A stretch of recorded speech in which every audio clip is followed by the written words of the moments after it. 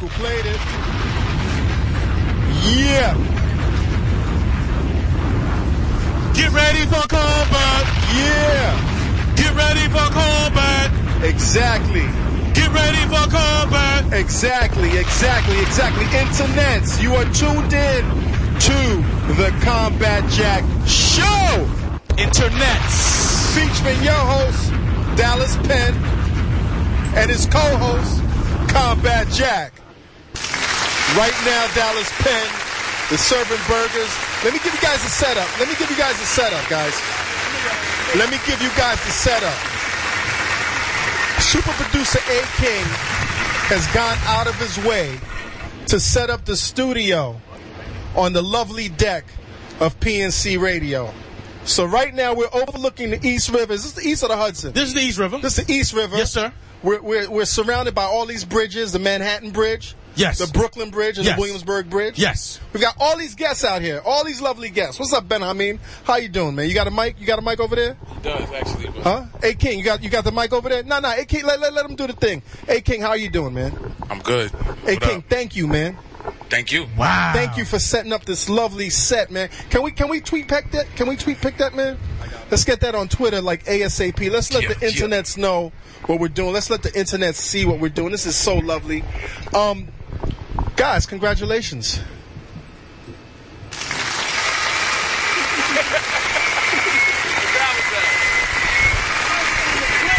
Okay. I'm on the grill. This is not going to work. Dallas I'm Penn on the grill hard body. Dallas Penn is on the grill and on the mic. Dallas is not going to work. You got to let somebody else, man. Yo, D. Breezy. Don't sit down, man. Handle that grill, B. You don't fuck with the grill? That's all right. I got the grill. I got it. No. I need you focused, B. Get ready for combat. I need you focused. How you doing, Dallas Penn? Oh, combat. I'm vainglorious, brother. It's been a while since you missed the last show, right? Last show I was coming back from Atlanta. From Atlanta. How was Atlanta, Oh, man? Atlanta's fantastic. Marietta. Shout out to Marietta. Yeah. Greg Street. Yeah. G-Rock, the shoe game. Yeah. Marcus Speck, although I didn't see him. What up, Mark? Yeah. What up, Atlanta. Marcus? Yeah. You was doing the shoe thing, huh? No, actually I was at Mom, dude. The basement is in Atlanta right now. Is it really a basement, dude? It's a fantastic. It's a furnished basement. Really? Yeah. So, how are we gonna kick carpet? Like you take your shoes off. Internets. How's your mom's? Mom's is fantastic. Does she know you on the radio? Does she tune in? You know what? No. I think the last time my mom knew what I was into was like 86. Okay. First time I got arrested. After that, it's just been a blur to her. You kind of like pulled away in terms of like your extracurricular activities. Well, I mean, I wasn't in the basement. I wasn't in the house. Now, what are we gonna do on this episode, man? I'll tell you what. Just to give a quick rundown of the folks that we have give a quick on this deck. Yeah. First of all, El Alcalde. El Alcalde. Mayor. Internet's mayor. What's up, Mayor? How are you doing? On the internet, he is known as Mayor. I'm good, sir. How are you? I'm doing very good, man. Shumanati is in the house. First and foremost, salute on your 1 year anniversary. Salute, man. Thank you, man. I remember tuning into the first show. Did you tune into the first episode? Absolutely. Really? Yeah. I was actually on my Ustream doing a Ustream show, and that's right. How's the Ustream thing going, man? I actually took a break for a minute. Okay. I wanted to make the kids want it again, so I just took a break for a minute. Okay. Now, what are you rocking on your feet, man? Like those look very like illuminous. I'm rocking LeBron's Solar Reds. Okay. Shout to Nike basketball. Those are hot, man. Those are hot, and I really appreciate the lovely gift you brought us today, man. Oh, absolutely. Very, very, very thoughtful. I really, really appreciate that, man. Absolutely. And it was fun hanging out with you last week, man. Yes, sir. At Nigel Sylvester's G-Shock release party. Now, was the Rivington Hotel a beautiful affair, Rivington Hotel is beautiful. It was so jam-packed crazy, and beautiful. Mayor, quick it was beautiful in more ways than one. Yes, quick question. Mayor, would you trade a pair of LeBrons for a pair of Jordans? Depending on the Jordan, yeah. I would. But would you trade Jordans for a pair of LeBrons? That's the real question. Keep it 1,000, man. No. Thank you. No. Internets. Mayor. Literally, if you have a Bible right now somewhere, write that in your Bible. Write it in the Bible. Write that in your Bible. Make a Bible right there. Write that. Do not trade LeBrons for Jordans. Okay? Not at this point. Certainly not at this point. If not, you could just buy them both. Well, that's what we do. Right. Buy them both, right? Extra stunt, extra swag in the building. Exactly. What else do we have going on, Dallas? Oh man, we got over in the corner. Yes. Looking real dark now. Yeah. So we got to get them into some light. Get them into the light. It's the real. It's the real. Like when you see them in the dark. Jeff and Eric Rosenthal. Let's give them a round of applause. Yes, indeed. It's the real. Internets. And we'll finally get to know which one is Jeff and which one is Eric. Do you know which one is Jeff and which one is Eric? I'm going to tell you right now. I know which one is Jeff and which one is Eric. Okay. But I love calling them twin. The twin. I love calling them twin. Okay. You know? Well, they don't look alike, though. No, they could be, what do they call it when they come out the pocket? Fraternal. Right. Not. So one of them came out the pocket first, but they was still kind of like, it was the same pocket. Yo, Jeff and Eric, man, thanks for stopping by, man. Really appreciate it. Who else do we have on the air, man? Who else we have in the studio? Well, first of all, we got my man CL to the J. Yes. C to the J. See, you keep changing it. Nah, I never changed it. Okay, I'm going to burn out. Internets. First of all, let me just cut to the chase. Good wood. Yes, my man works a lot with wood. Good wood. Pause. Thank you, sir. Thank you. He does good things with wood. Good wood is in the house. Chip. And Goodwood got his entourage. Which is what's up. I mean, entourage. Have an entourage. Have a pair of entourage. Yeah, I mean, they both work for the site. We got Keith up in here. Now, tell the internets what site that is, man. It's ctothejl.com. Okay. It's a lifestyle blog, updated, 20-plus times a day on the latest fashion clothes. 24 times a day or 20-plus? 20-plus times a day, okay. And right now, it's just me and these two guys, Andy, Lezo, and Keith Douglas. Okay. Keith does our sports writing, and Andy does our photography and videography. Well, guys, welcome to the show, man. I met Chris. What up? I met Chris last year, man, when I was fiending for one of those Black Jesus pieces, man. And I actually drove out to Queens, man, to his crib, picked one up, and he. We're in Queens. What neighborhood? Long Island City. LIC. And then, a week later, he moved out. He moved out to L.A. and went Hollywood. Yeah. How was L.A., man? I mean, first of all, it ends in wood. Why not? That's true. LA was cool, man. I did what I had to do there, but I'm back on the East Coast for good. And how do you like the East Coast? Man, I love it here. All my friends are here. All my homies are here. You guys are here, so Yeah, exactly. Well, thank you, man. Thank you. So Dallas, man. Combat. There's a lot of things going on, man. Combat. There's a lot of things going on. I brought my notes, but it's kind of hard to read notes. I don't want to read notes on the deck, man. I say don't read notes. I mean, but I got we still have that structure. Okay, right? I mean that structure's gonna be good when we get on that spaceship. Let me see who's tuned in right now. Certain roles and having people in certain deck positions. But right now tonight, I mean it's a beautiful night in New York. The rain finally stopped. Beautiful night. But the rain was coming down like biblical. Has anybody been able to twit pick that? We got it. They can see the view. Can you hear the train in the background? Can you? I don't think the internet's can hear the train. I don't think they can hear it. Internet, I wish I could see the train in the background. Imagine, Combat, if somebody said to you, "Yo, listen, let's get into an electrified metal box and go 5 stories underground." Underground, I know. I think in one of our earlier shows you talked about. I just love digging on that elongated box going underground and above ground, and 10 stories. 15 stories above ground, over water. Above water and ground. Get an electrified box above water. Now let's do this, man. Let's take the internets back to how we started this thing, man. Since it's been a year, and I never thought we would make it this far. Probably did, but it's a year, and it's been a long year. But it seems like a lot of things have happened, and I remember you were actually the first person that told me about PNC. When we were heavy in the blogging days, you said, "Hey, man, there's these guys that have this internet radio station, and they're thinking about, having you as a host, having you as having a show." Yeah. So you brought me over here, and I met A King, I met El Jefe, Alex, and I think at the time A King, you were kind of like organizing like a whole new kind of like. A whole new movement. A whole new movement. A whole new information moving paradigm. And there was a whole lot of personalities here, and I didn't know anything about radio, but I was intrigued, particularly since one of the commenters on Not Right, I guess one day they had seen my picture somewhere on the site, and they said I had a face for radio. And I took that as a compliment, so. Yeah. I was intrigued, and I remember when we first got here, my main thing is, well, how much you guys going to pay us? Right. So I started Remember when we said that? Yeah, I said, how much you guys going to pay us? And we meant that. And I heard crickets, right? So, I sat down with Alex, and I went into lawyer mode. and I tried to negotiate a piece of the company. But it wasn't happening. I guess he kind of offered it, but at the time, I guess our hearts weren't into it. Right. Then well, we couldn't see at that time. We couldn't see where this movement was going. But at the time, we were riding on the coattails of SK. Sure. Remember that? Oh, without question. Was that 2 summers ago? That was 2 summers ago, right? Well, I mean, that was. What summer was that? 09 or summer 10? We've been internetsing so long. Right. Like, I mean, whoever's using a Gregorian calendar, set yourself on fire. That was actually 09, like summer 09. February. That was February 09. And then we good call. Because we transitioned to live format May 18, 2009. So before that, it was just recorded. We were doing pre-recorded content, right? Okay. Before this whole everybody. I feel like Johnny Carson, man, standing up. Get ready for combat. So anyway, we had that one. We had Nah Right Radio. One episode of Nah Right Radio. We did have one episode of Nah Right Radio. That was gonna be. Man, we were so sloppy and hectic. I came to the studio. Yo, shout out to Marvelous Mo. Marvelous Mo. We was all drunk. Wait. Look at the moon right there. Look at the moon. Ooh, blood orange moon. You see that? Nice. So anyway, nice. I'm all over the place, internet. So we started out with SK, and got our first taste in internet radio. Yes. Right. Well, internet's radio. I would still say internet's radio. That was right after the BYOB.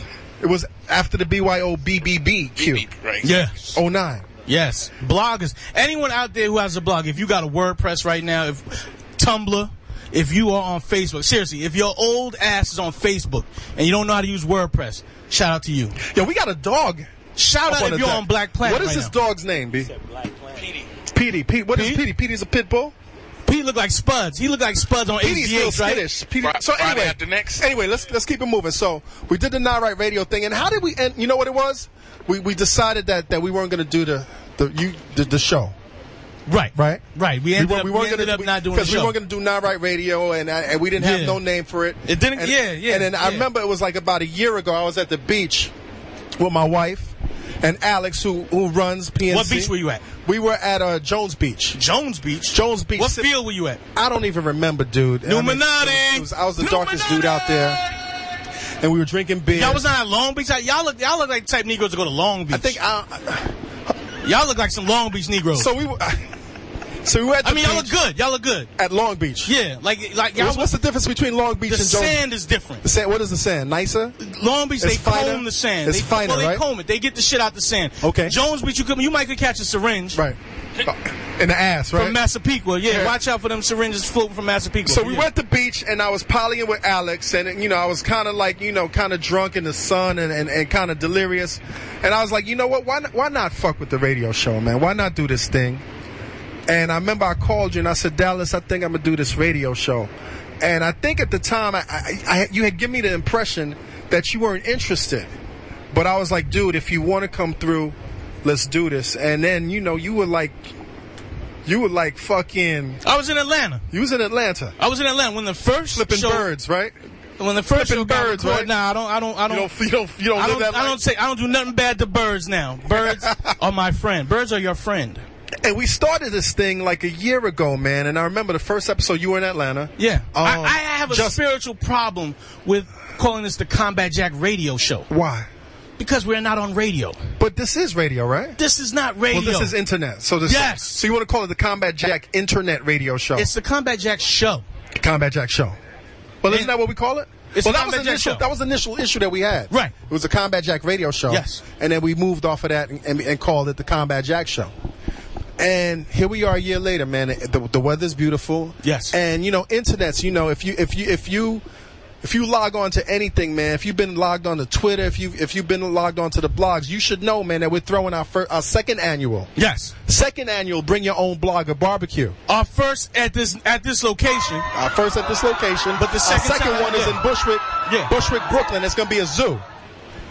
Like I said, if you do any kind of blogging, if you just read comments at Gawker, whatever you do, come out to this event. Come out, man. If you read comments at Gawker, come out. It's gonna be so crazy. It's gonna be so crazy. Crazy. Can I tell them the lineup?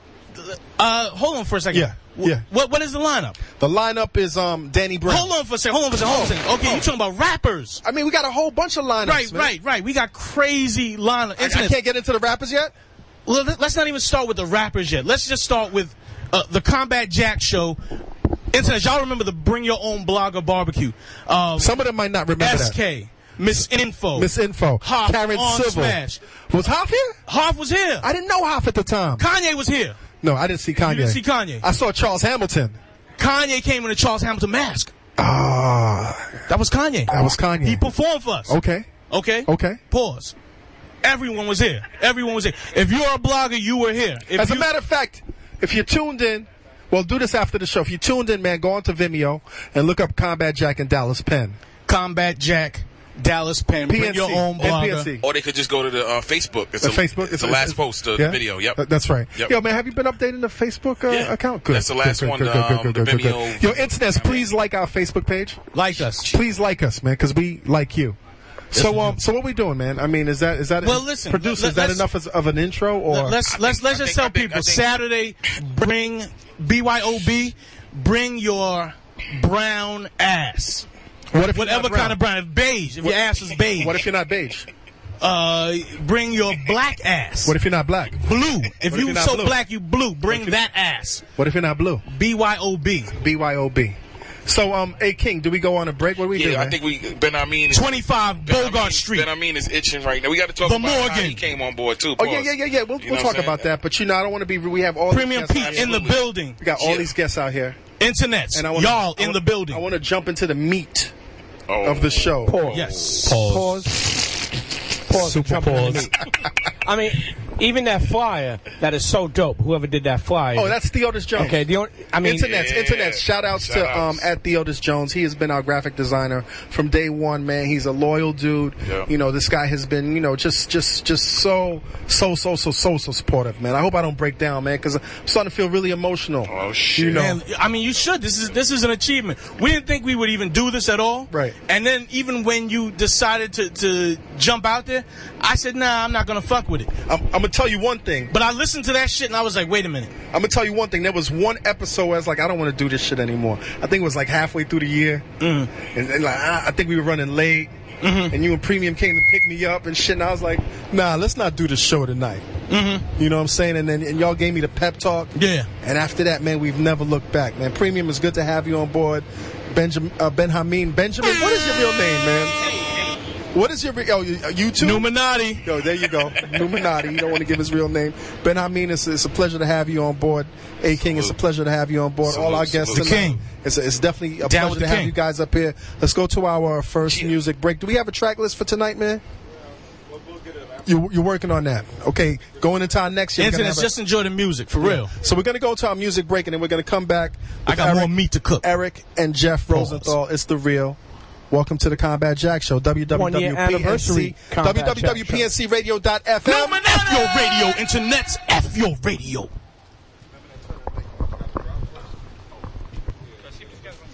If I'm not riding my bike around Brooklyn, or if I'm not home making concerts, it's your boy Peter live and direct Oasis, and I'm chilling.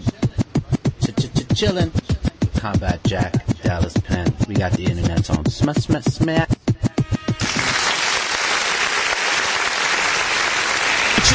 Internet. Wow, yo, A King, you are on your D today, B. Yo, you are pulling out these drops out your ass, B. Pause with one hand on a plate of broccoli and white rice. Real quick, shout out to Ronaldo and Snacks. They actually held it down with the drops and all that. Snacks and Ronaldo. Now, before we jump into our next guest, first and foremost, I got to do kind of like a selfish plug. The cap I'm wearing is a New Era cap. Yes. New Era, snapback 950. Is there anything else? Huh? Okay. No. So, I had to beg to get this cap, but what I had to give in return was just a lot of, mentions of New Era. So, New Era, snapback Yankee cap 950. Good looking out. Don't bust off so much New Era just now. Save some of that. Okay. I see you rocking the New Era too, right? I don't even know if there's anything other than. Okay. I mean, I don't know. There's some other shit. Oh. But I wouldn't know. Yeah, I don't. Yeah. So anyway, before we jump into our next guest, Mayor. Pause. Yes, sir. you know, you were recently listed in this esteemed list of like connoisseurs of, you know, fine footwear. Hold on for a second. Internets, if you guys don't know who we're talking to right now, first of all, you're on the internets. Yes. Open up Google right now. Google Mayor and sneaker. Mayor and sneaker. I think that should be enough. Does that pop up on Google? Yeah, about 400,000 times. Okay. Right. Well, tell the people who you are and what you do, where they can find you, and you know, just why we fuck with you. My name is Mayor. I'm one of the most considered by Complex and a lot of people one of the most influential people to follow on Twitter as far as sneakers.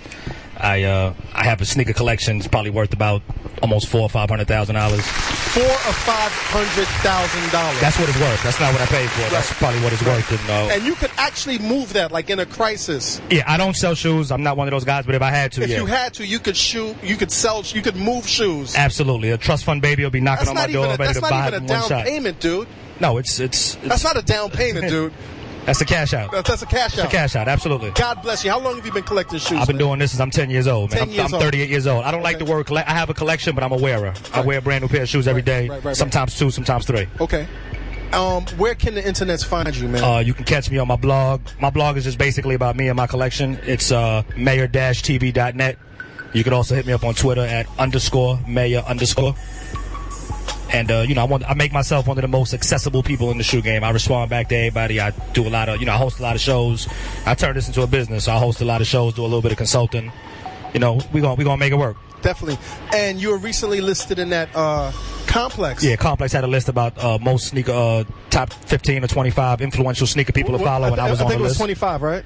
Yeah, 25. Yeah, I think it was less than 25. I mean, May is you're talking about top 5. Okay, it's top 5 that are alive. Okay, absolutely. And how'd you feel about being on that list, man? I felt honored. You know, the fact that it was done without nobody reaching out. It was just something that I found out. I woke up that morning and I got a text from my man Joe LaPuma and said, "Yo, I didn't even do this list. Just check." And I was like, "Wow, that's a good surprise." Yeah, and then to retweet it and all the responses and all the mentions was great. And the love and the hate is welcome. So one comes along with the other. So it's all good. Now you've been doing this for 28 years. Stop hating, internet. Stop hating. 28 years. Yeah, I've been doing this a very long time. Like, what is the fascination? Like, I like nice shit on my feet. I think, a lot of people like nice shit on their feet. But what really is the fascination? You know what, Combat? It's funny because I wish there was a real fascinating story here. I'm just a firm believer that getting fresh starts with your feet first. Right. And I've co-signed that since I was a kid. I see you got some fresh shit on your wrist too, though, B. Oh, along with sneakers, I do have a very. And you got the neckwear also. Yeah, I got a serious watch. I got a serious watch collection also. There you go. Yeah. Well, listen, man.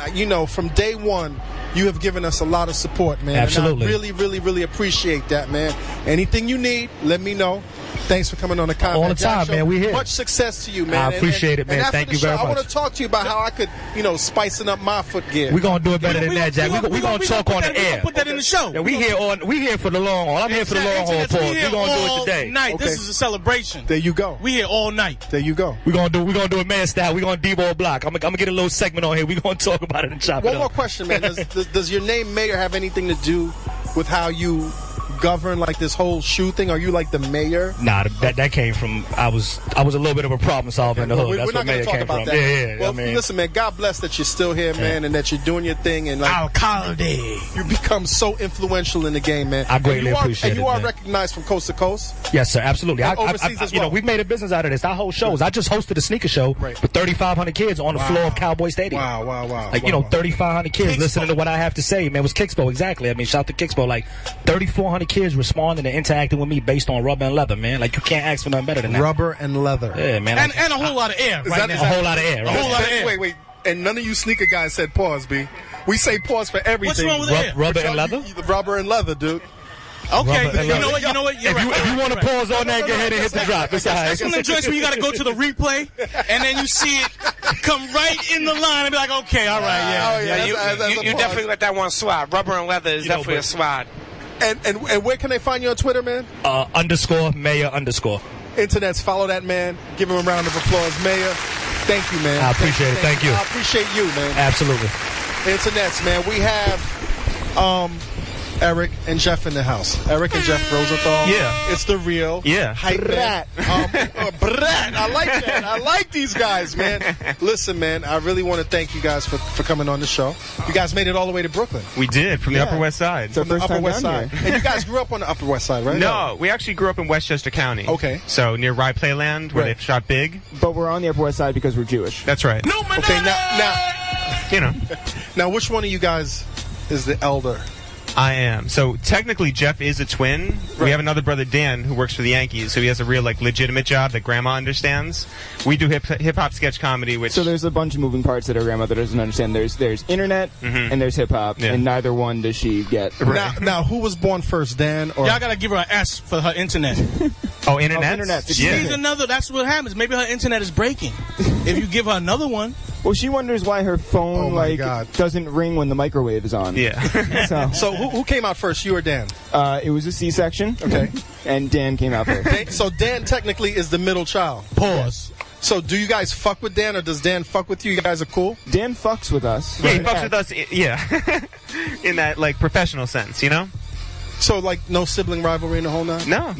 No, we're good. We're three tight brothers. Right. We're just But he's fucking with the big dogs.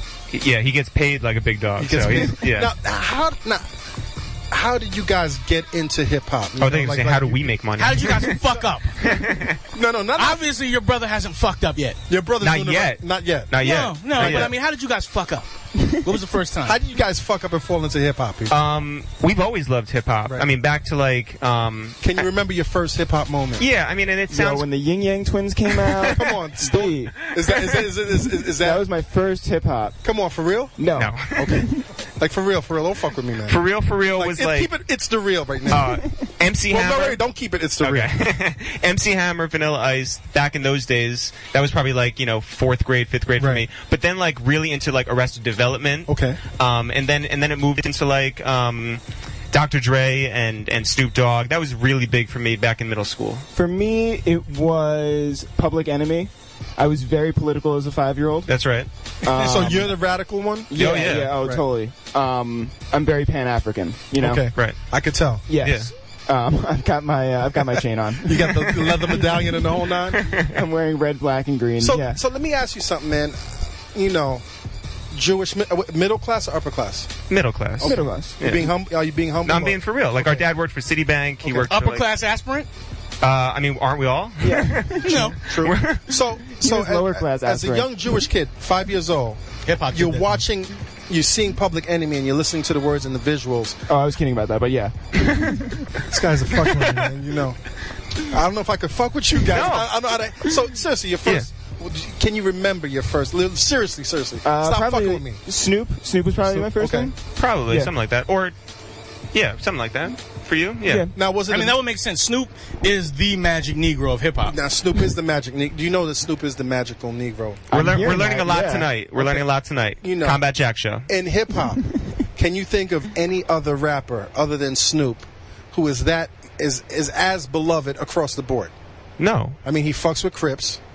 Right. He fucks with Bloods. And he can jump on a Katy Perry song. Right. He smacks bitches. Smacks bitches. He smokes weed. He does. Hustler. He is the most MTV loves him on the planet. Lee Iacocca. So I get it. So your introduction to hip hop was through the esteemed magical rapper Negro, Snoop Dogg. Well, it was either Snoop or Montel Jordan. Montel had a very popular song. Yes, he did. So did you guys know from an early age that you guys were really going to fuck with hip-hop professionally? What were your aspirations growing up? No. I wanted to play center field for the New York Mets. Okay. Were you nice? I was nice, but to a point. To a point, though. Okay. I think you were too good. I was too good to play. Yeah. You were too good to play. No, the Mets. Come on now. Our brother works for the Yankees. Don't hate us, all right? No. What they're doing right now, they're baiting me. They're baiting me right now. Are they baiting you? Yeah.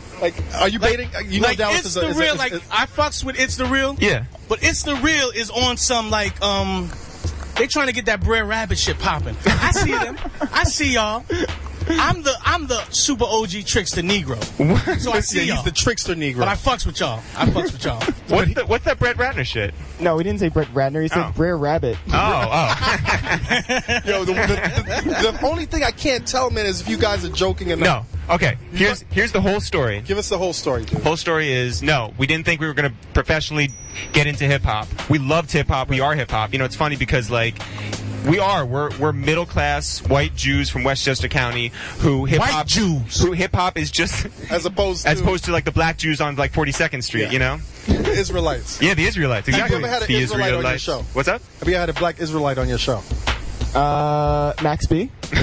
Max B. Is Max B an Israelite? Max B's a lot of things. I can't tell with these guys. I think we welcomed him into the club. That's right. So we hip hop is just within us. It's just a natural part of us. We don't dress like overtly hip hop. Right. We don't. Not at all. You guys dress very moderately preppy. Very moderate. You guys dress totally hip hop. We may. It's Kanye hip hop. Yeah, we wear Mecca. We wear triple five soul. I feel like I see you guys at, honestly, internets. It's the real. It's part of the community that has kept hip hop alive. Hip hop died in 1979 when three motherfuckers that didn't even know each other went in a studio together to say someone stolen raps. Hip hop died. And then they put the shit on wax. We have helicopters flying over right now. Numinati!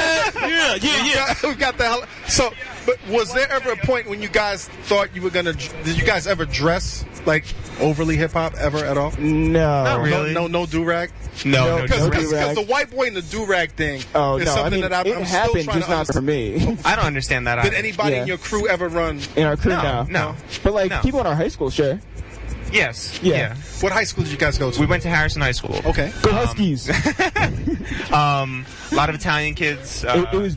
I mean, like, this is no joke. We went to school, and it was like the Jersey Shore. It was precursor to Jersey Shore. Like, we were fist pumping like 10, 15 years ago. Right. Blowouts long before Jersey Shore. Now let me ask you, aren't you guys on the Long Island Sound a little bit? We are, yeah.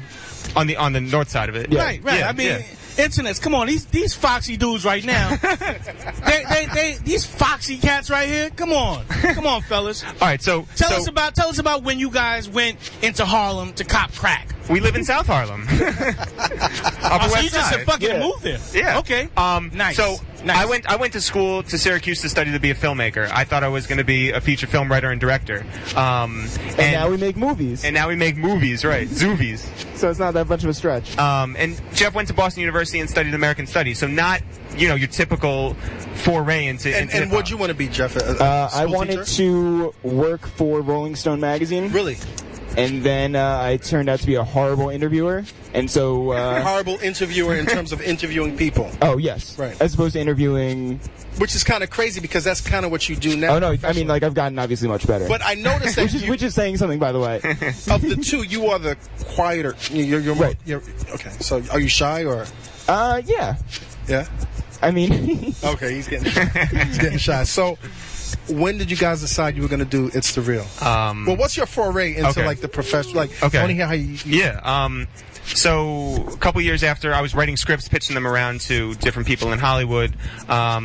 Started writing scripts on my own, not with anybody else at that point. And what kind of movies were you writing, man? Like drama? All sorts. Love stories? No, comedies. Basically, smarter comedies. Right. Stuff like I was trying to be like, the Coen brothers. And they were my heroes. I can understand why these guys are masters at their craft. Yeah, oh, totally. And Blood Simple, right? Yeah. I mean, Big Lebowski. I mean, my two favorite movies are Big Lebowski and like All the President's Men. So there's a lot of like fine filmmaking that I looked up to.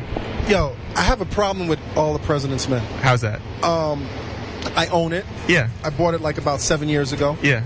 I'm into like 70s cinema. Mm-hmm. I love the setup, but I've always fallen asleep somewhere along the line. So I've tried to watch that movie like 8 times. And it's not because it's boring. It's because like. Do you know what happens at the end? No, I don't know what happens at the end. Is Brian Pace in that movie? No, Brian Pace is not in that movie. Okay, because that's the kind of effect this guy Brian Pace has. Hey King, how's our levels, man? Internet's listen. Internet's really. If you're just tuning in, we are on the deck of PNC Radio. Like we're in between. What is that? That's the Manhattan Bridge. Yep. And the Williamsburg Bridge. Yes. And we are at East River. East River. Okay. Yo, with all the dead bodies. That's right. Dead bodies. So anyway, so you're doing this like film thing. Yeah. I'm trying to sell Fucking scripts. around. They're not really selling. Are you taking trips to L.A.? Yeah, taking trips to L.A. Did you have an agent? Meeting with No, this is on my own dollar, schedule. just Okay. knocking down doors and Right. like persistence and determination. And I'm meeting with people, which is great. Meeting with people that we know, or Yeah, like Godfather producers. Yeah, the Godfather producers, Okay. Barry Diller, Bingham so Ray. at least they're opening the doors for you. Barry Diller. I'm trying to bust down the door. Right. And at a certain point, I'm like, you know what? I'd like to work for a smaller company and be a bigger fish. Right. And so there was this guy out of Chicago who was into hip hop big time. Kanye. Who was and he had a production company called Hustle Films. So before his first album dropped, when he was just bubbling up as a producer. Are you serious? Yeah, dead serious. I got to know Don C and John Monopoly. Wait, how did you fucking meet? I mean, you're fucking with me. No, I'm not. No, He was on tour with Lil Brother. Right. And our other brother Dan and I went down to Asbury Park, New Jersey. We waited outside of his bus. We met Consequence. For how long? Yeah, let me ask you, is that how you met Barry Diller also? Did you wait outside his same plane? exact thing. Were you Oh, like on the Barry- tarmac like internets? They go anywhere. No, Barry Diller was on a public bus, That's right. and Eric just went up to him. Barry Diller was like on the M5. So Like, Jeff, and you gave your seat to Barry Diller. And he was like, "Hey, you guys so are Jeff, cool." how did Eric rope you into this like pipe dream, man? Well, I graduated from college, and I started working for HBO, running their comedy website. And How was that? Tell the truth. it wasn't funny, but it wasn't my fault though. Corporate-y. Yes, it was far too corporate, and so AOL presented a lot of problems that corporate marriage would do, and so. I wasn't too satisfied with that, but Eric was, sort of working on this larger idea with hip hop, and we teamed up and we thought, okay, well this makes sense if we can just do this one part of this very large idea. Because we wanted to do interviews, we wanted to do live performances with like a band, like an unplugged type of thing, and we wanted to do hip hop sketch comedy. And when that wasn't a feasible project to do all together, hip-hop sketch comedy. we coined the term and we just went off with it. So are you guys like the pioneers of hip hop sketch comedy? I think, Or would you say? Well, we're the only ones who are doing it, so Yeah. yes. Mhm. Okay. Now, so you literally start working with Kanye's production company. Okay, so so I worked with them. They brought me out to the Grammys in 2005. I documented them, on tour on all the parties. You were the white boy with the camera. That was me, yeah. Yeah, who got yelled at by Jay-Z, By Jay-Z's right? guys. Yeah. Jay-Z. Which one of Jay-Z's guys yelled at you? Not Norm. It was some other guy with a goatee who didn't understand what a camera was and And why that's it was why he there. got fired. You got fired. No, not No, him. no. The guy before So Norm. what happened was I came back to New York, and then people started calling because you have, Kanye after his first Grammys. You documented him. You put that at the top of your resume, and then I get calls from Mona Scott over at Violator. I get calls from Leor Cohen and Kevin Miles. So have you been inducted yet into the Illuminati, or We are TIs. We are TI? very much but TIs. still, TIs are not Illuminati though. There's still a distinction between tall Israelis and Illuminati, right? Am I right or wrong? I thought we were tall Israelites. Well, yeah, TIs. Israelites. It's like a Venn diagram. They cross internets. I'm enjoying a turkey burger right now. Yeah. And Combat Jack looks at me for For support. yeah. Okay. Well, yes, they're like a Venn diagram. Okay. Illuminati and TIs do intersect at points. We are in the middle of the Google circles. There you go. That's where we're at. So the calls are coming in. Calls are coming in, and I start working with Jim Jones and Joel Santana Now, and how Missy was Elliott. that? How was that? Great. They all treated me wonderfully. I mean, like, But was it like insanity? I would imagine that's insanity. they're interesting people to work Right. with. Not always the nicest people to work with. Right. They can be a What lot year to was this? handle. 2006. 2006, and then 2007. Was this POME, like what, poem? No, this was it might have been actually. He was still in A&R over at Warner, Right. or at Atlantic, or Warner, Warner. and so we came up with this idea because we saw all the craziness that goes on behind the scenes, and we're like, you know what, people should see this through our eyes. Wait, let's connect the dots. So you go from Kanye Yes, to Jim Jones. basically. Was So that it's like an a upward slope. was that like? How'd you feel about that? Transition. Like, was it? I was getting paid by both of them, so, Okay, so it felt all right. You were hustling, right?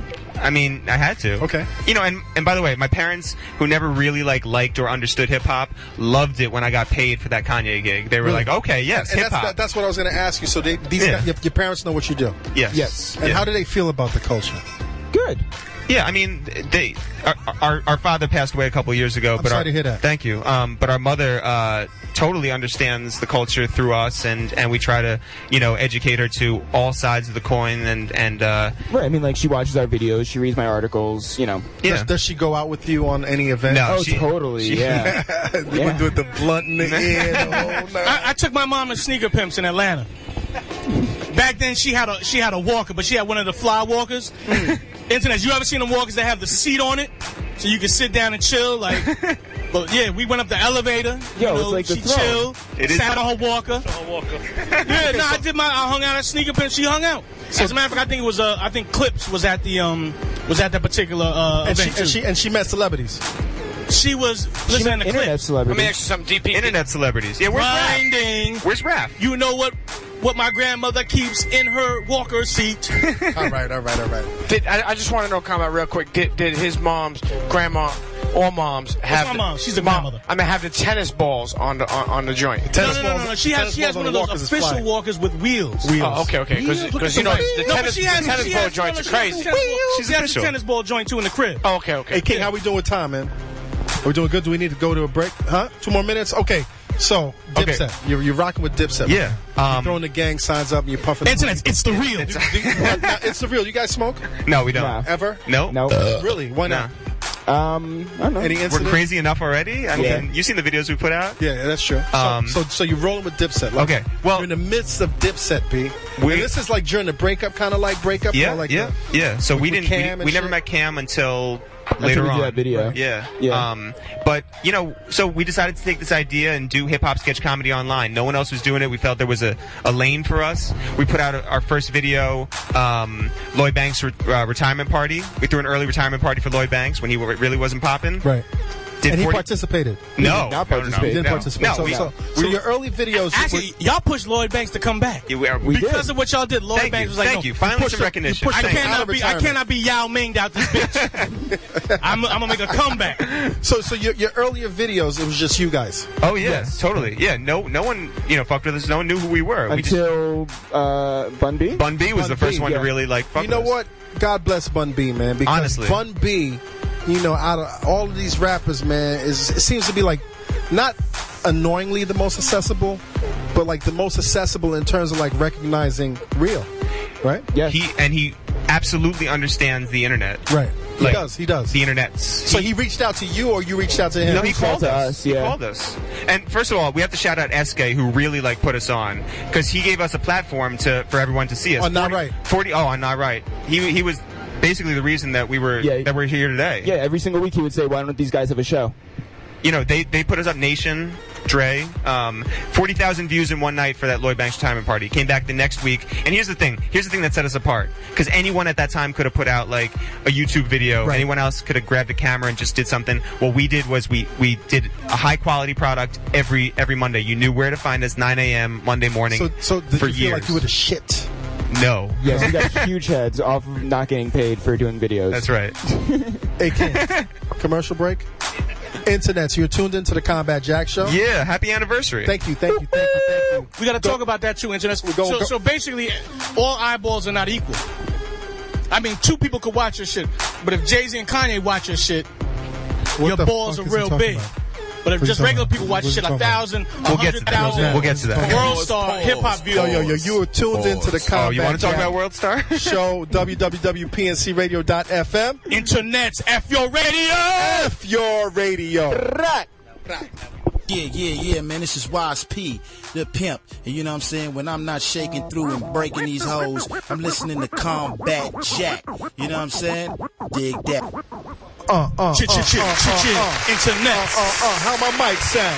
Internet. My mic sounds nice. Internet. I wish you were here right now. Internet. I mean physically, right here with us. So right here. many people out here right now. Just Dave, what up? Just Dave is in the house. NY Delight, what up? NY Delight is in the house. Shay Grand, Matt Raz. Woo! Unbelievable. CL to the J. I'm gonna get his name right tonight. Yo, let's get all the names. I'm gonna get his name right tonight. I'm gonna fuck it up, but I'm gonna get it right. Goodwood. We got Alvin Blanco in the house. We got Unbelievable Kim in the house. Winning. All Day, the silent killer in the building. All Day, the silent. Where's All Day? Where's all day? No, he can't see all day. Yo, then he will have to kill you. Where is 40? Did I just see 40 or was I 40 Diesel? 40 Diesel popped up. Shout out to Mighty Health. Shout out to Hollywood Punch. Hollywood Punch in the building. Hollywood Punch is the official sponsor of this Combat Jack segment. Hollywood Punch, Combat Jack show and Combat Joe show. Yeah, Combat Joe and Combat Jack. Hollywood Punch, you're doing too much. Just fuck with Combat Jack. Also, I want to give a shout out. Just fuck with Combat Jack. I want to give a shout out to New Era, 950, Snapback, Caps. Right, 5950. 5950. All of them. There you go. Shout out to Mayor. Shout out to Alcalde. Che Grands is in the house. Che Grands in the building. It's the real. Hollywood Punch is in the building. In the building. Okay. Jeff and Eric. Let's get back to Jeff and Eric. Where did we leave off, guys? The twins. The twins, the paternals. They're twins. What's the age difference? 3.5 years. 3.5 years. Okay. Yeah. So we didn't get to. That was. Listen, why the hell did you do that to your mom? Wait to come out 3.5 years. Oh, I feel like she did it to us. No. Right? He's saying we're twins. I hope Matt Raz is not distracting you as he rolls his blunt. I'm so sitting high next right to now you on the couch. So we left off, and you were talking about how SK and the Not Right. Shouts to SK and gave Not you Right. guys that platform. Yeah. Yes. So 40,000 views, first video. One night. That's jackpot, Pete. We're doing all right. That's beginner's Second luck. video, deconstructing Biggie. Right. I think that was my first introduction to you guys. So you were there early. Yeah, I was there early. Yeah. This is 07. 07. Okay. Yeah. August 07. Right. And then that got another 40,000 views in a night too. We were like, we better keep doing this. And then the third video, 1,000. No, I don't even remember what video it was. It was the LL Cool J one. Oh, but you know, what was the LL Cool J one? We saw a ghost in our toast. That's right. And it happened to be LL Cool J. LL Cool J was living in our toast. In your toast. Yes. Yeah. Again, we do not smoke. It's just like, you know. You guys don't need to smoke if LL Cool J is in your toast, dude. For real. So you guys are having this initial success. Yes. Yeah. And then did you guys see eventually a drop or a continued success in terms of the hits that you were getting? It grew and it grew. Yeah. I mean, pause. Yo, there were videos that did like that people didn't get, that people didn't understand. We did one about detox, but it came out at just like the wrong time. Right. It was. So you guys had like the Watch the Throne video 4 years ago. Yes. People didn't understand it. Dallas didn't understand us.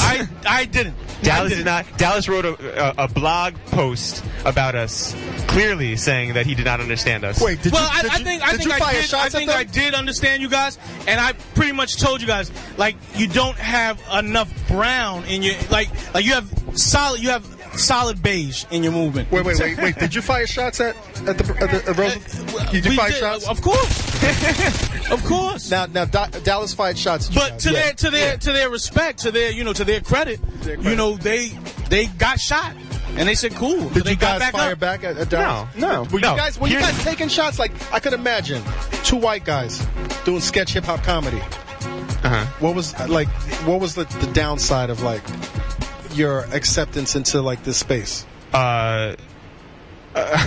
We were really upset when Dallas went after us. Really? We were like, what do we do to deserve this? Right. And but we shot back the only way we knew how, which was go everywhere Dallas was. Really? Is that what you did? We did. We showed up at every single party, including Dallas and Rafi's party down at Pianos. Right, but also, I mean, like, I was talking to Rafi on IM, and we were all cool. So it was very weird. Well, sometimes I have to say, Combat. Again, internets. Put some cool ass white on your team. Real talk. You always need cool ass white because all my cool white is cool with each other. So so Bun B calls you? Yeah. He calls you. He called us. He called my phone on your phone. And what did he say to you? He said, "Long time viewer, first time caller," which was the best. Which is really amazing. Did you know that was? Did you believe that was Bun B? Yes, I did because someone had said Bun was going to call you. Somebody gave you a heads up. And then he actually called like early, like 7 a.m. Right. And I was like, "What the fuck?" Right. And then we had to think of an idea. So. And what was the idea? The idea was that we were pitching him an idea, and he kept rejecting them. Right. And then he pitches one to us, and it's like a super serious like not funny at all. Right, some tsunamis and the victims of the tsunamis, dead and babies and all. Yeah. And we're like, oh yeah, that's funny. That's so good. so you guys shoot that. Did Bun B come to town? He did. Yes. Yep. Where are you guys recording this at the time? This was in his PR person's like conference room, but. We film all around the city. Here's the big thing that we wanted to do. Every week we wanted to be consistent. We wanted to put out a high quality product, and we wanted to have something of. We wanted to do a commercial one week, and we wanted to do like surveillance video the next week. Right, like you could never be the same thing 2 weeks in a row. It could never be the same thing like ever twice. Because there's a lot going against us. Two white Jewish kids, from Westchester. Speaking their mind on hip hop, putting their stuff up on R.I.P. and all. But why wouldn't that be valid though? And that's the question. Oh no, I totally agree. Yeah, ask the not-right commenters. Yeah. Now, how did the Nagas?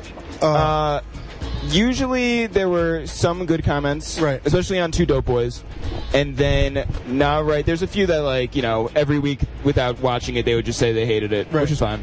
I used to be welcomed in the comment section, and then I guess one day they turned on me, and I don't fuck with that section anymore because the shit is so painful. You can't take everything no, you so can't, serious. But still, you can't be. But I think I have thick skin, but you go into not right and you see what they're saying. It's like I can't fuck with this, man. No, yeah. So there was a lot going against us, and we just decided to be consistent with it and just put it out there and speak our minds and put out our vision. So you shoot the Bun B video. Yes. What was the response to that? Good response. Good response. And then, did that kind of set things in motion in terms of when you guys would have guests on your?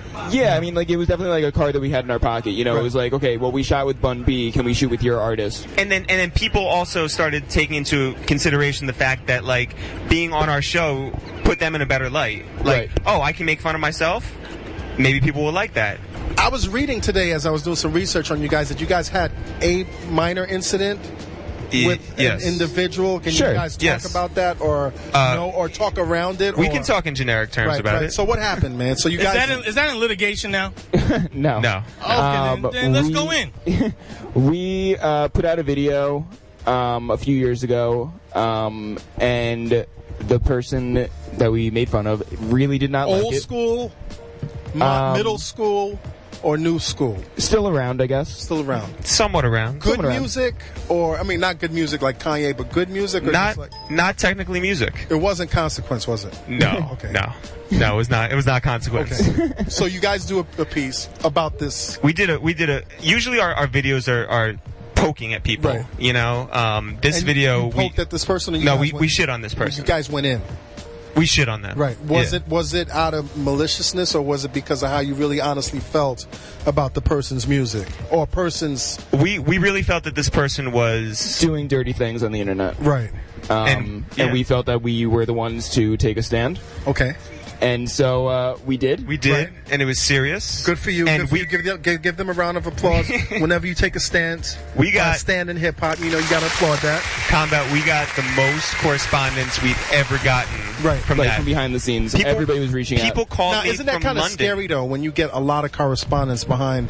Oh no, people loved it. Right. People loved it. Everybody was positive. We didn't hear one negative thing until the guy who a few months later we were. Do you want to talk about it? I mean, look. Yeah. If people are smart, they'll figure out who it is. But we showed up at during CMJ week. Right. There was one hip hop. The Juice Man got, what year?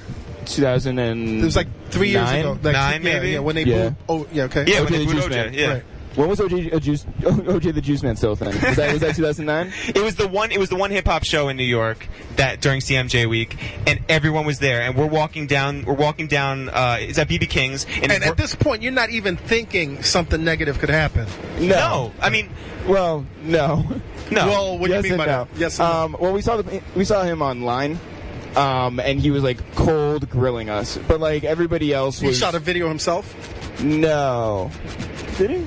No. Look. Usually, Who is it?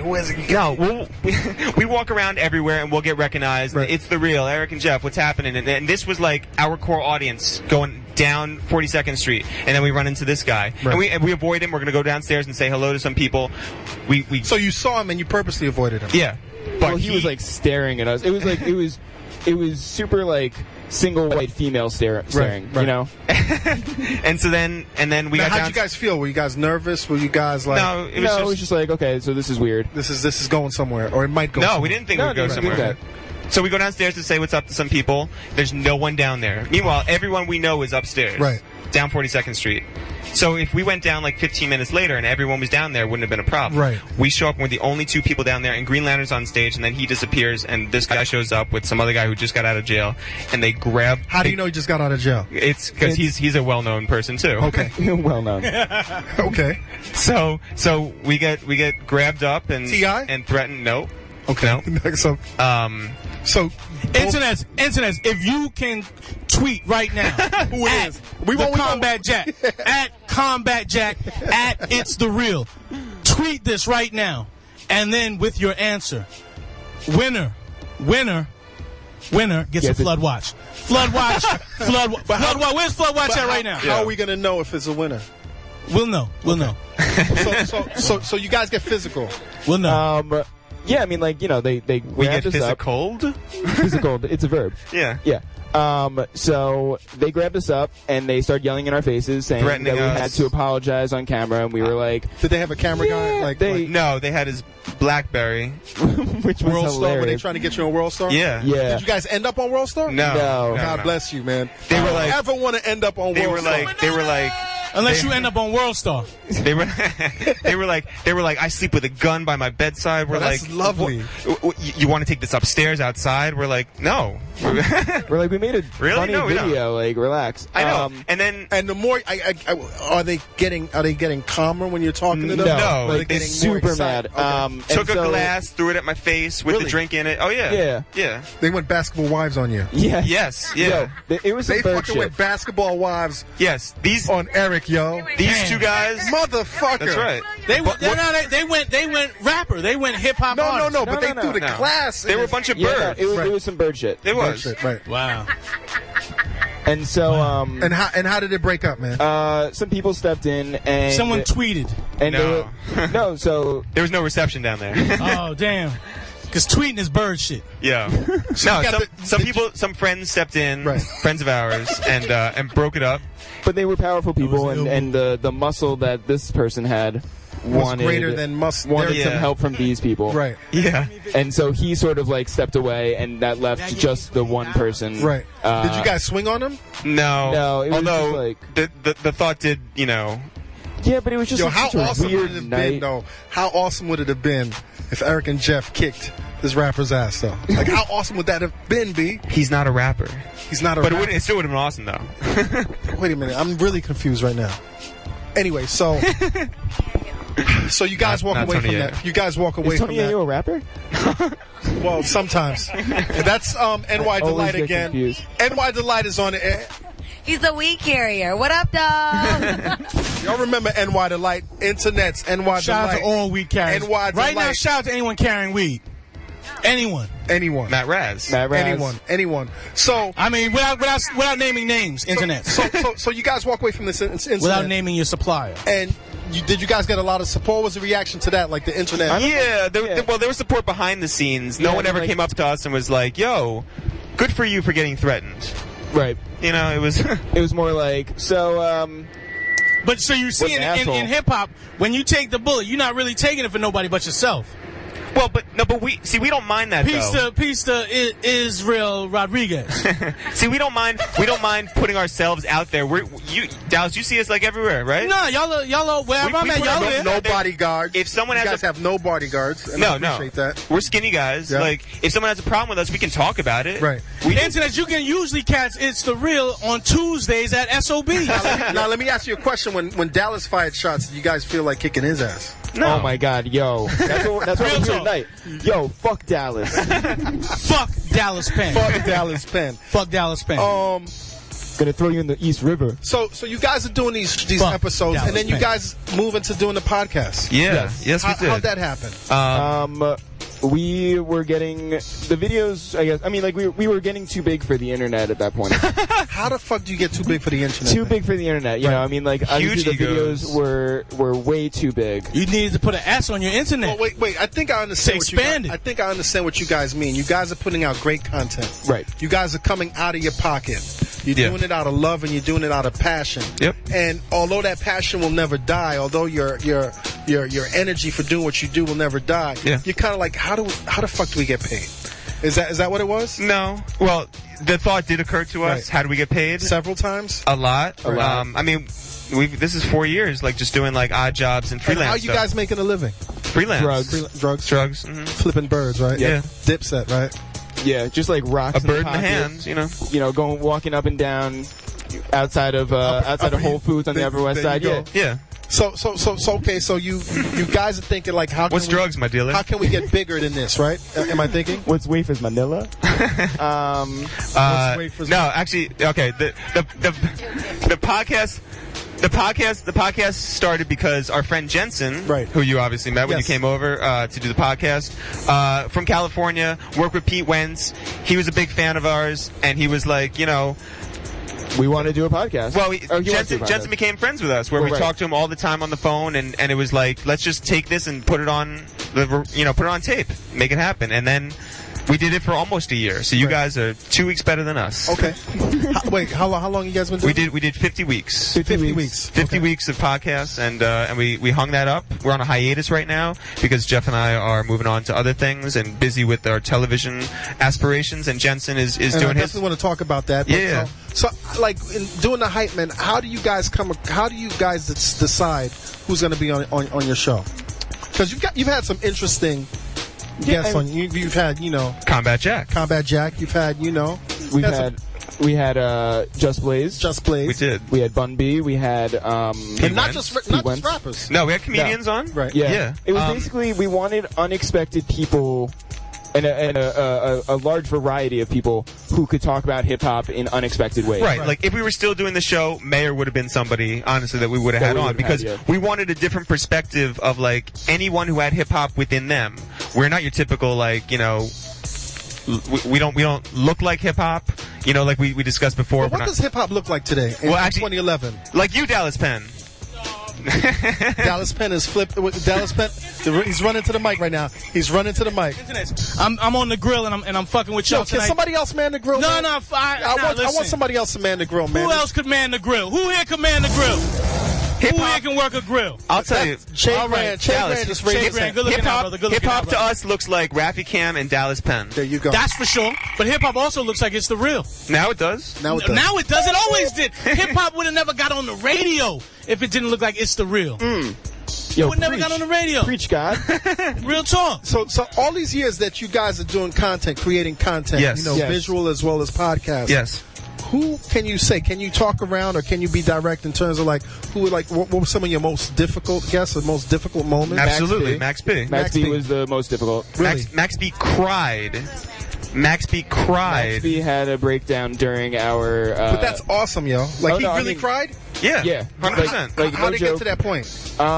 It was basically was this the video or the? This is the video. Okay, this is the video. No, I can't even imagine him on a podcast. Yeah, holding his attention for an hour would be a struggle. We went up to the Bronx, and you're not expecting this at all.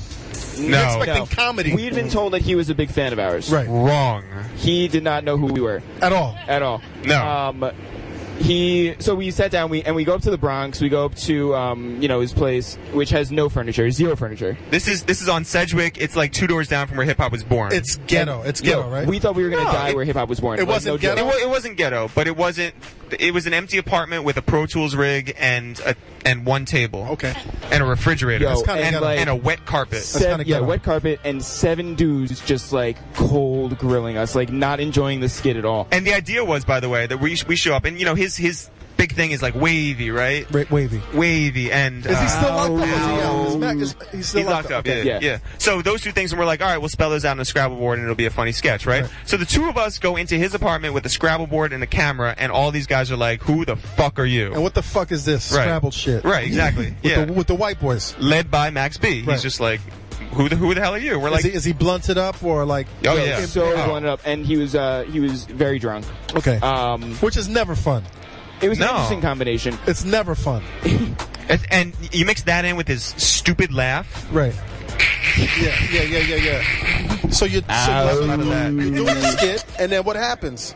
So about, I don't know, like we're about a few shots away from like, finishing this and just getting out of there. Like Ron Artest is supposed to be there. It was a weird night. Right. Very weird. And so he just like leaves and he won't come back because he's crying.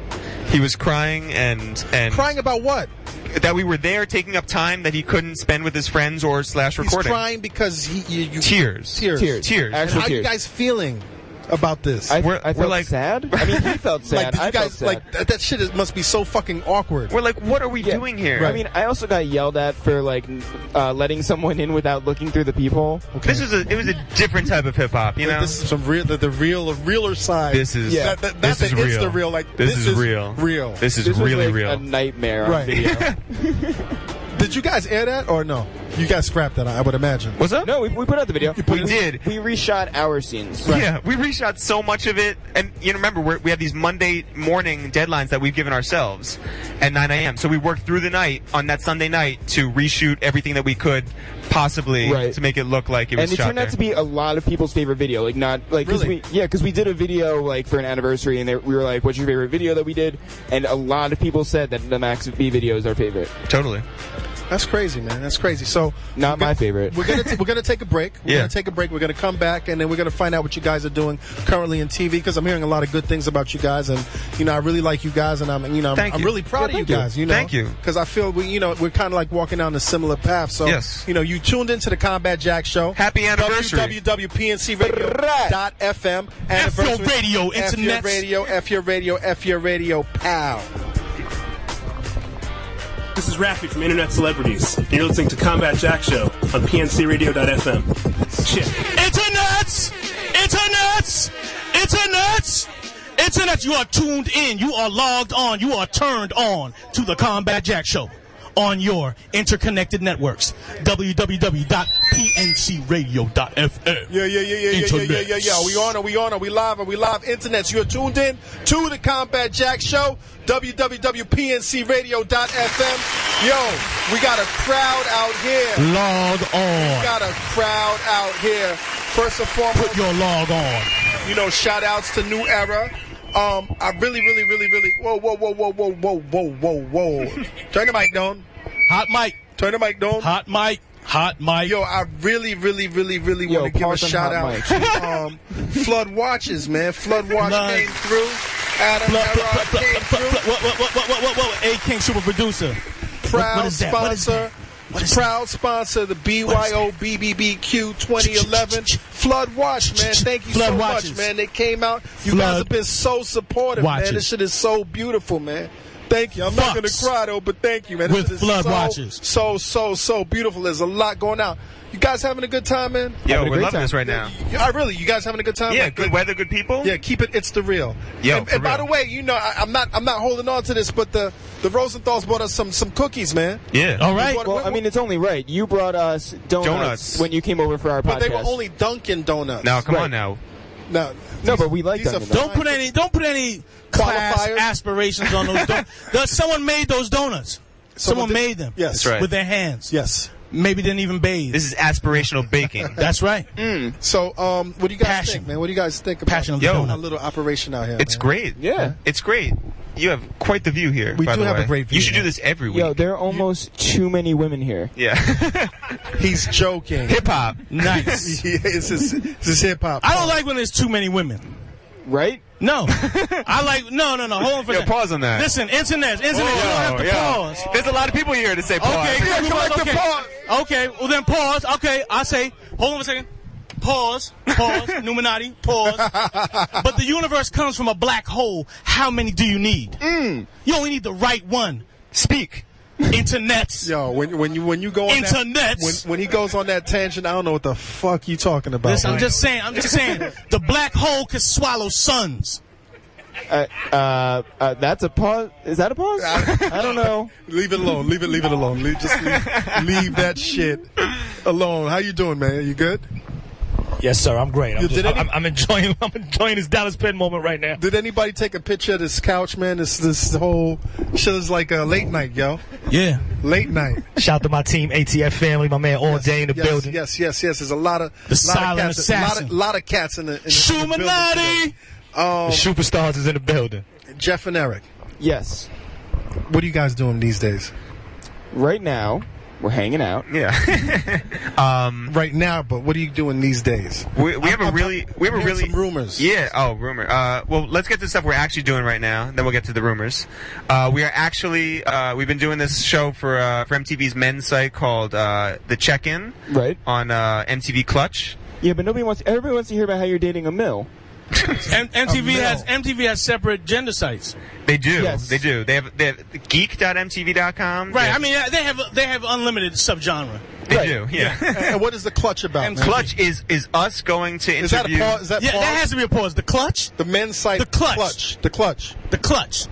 I mean, I gotta know how to hold the just clutch. pause it. I mean, no you want to be shots, but- safe. Like, you should just pause everything. Yeah, Clutch on the men's site, you mean? Yeah. Yeah. All right, pause on that. Pause on Men, that. Pause. Clutch. Okay, so Pause. Yeah. So what's the focus, man? What are you Pause guys like doing? that dog over there. What? What are you guys doing? Yeah. Oh, come on. Pause on the dog. Stupid.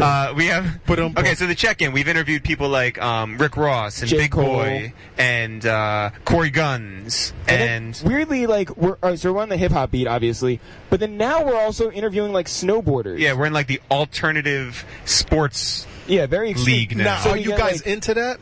No, snowboarding. No. Jeff skied once. I've skied never. Is this like a natural progression, or are you guys being pushed into that? No, I mean we like it. They offered it up, and we were like, "Yeah, we will interview Sean White." Do they make you snowboard? They No, make us. we asked. Jeff asked Sean Real White. talk. Do they make you snowboard? It's peer pressure. No. It's super fucked Is up. that a cocaine joke? Yeah. Is that a? Internet. It's the Combat Jack Show 1 year anniversary. Yeah. I'm over here enjoying meat. Yo, Jeff, tell one of the. Yeah, that's a pause. Pause. Everybody, 1, 2, 3. Pause. Go. Yes. Pause. Internets. Jeff asked Sean White, the snowboarder, what the difference was between The X Games and the DMX Games, because I heard they both involve a crack pipe. Oh no, a half pipe. But don't. Yeah, so we're interviewing. That was a money tweet, though. Yeah, it's nice. That's kind of hot. We are interviewing players from the Lingerie Football League coming up.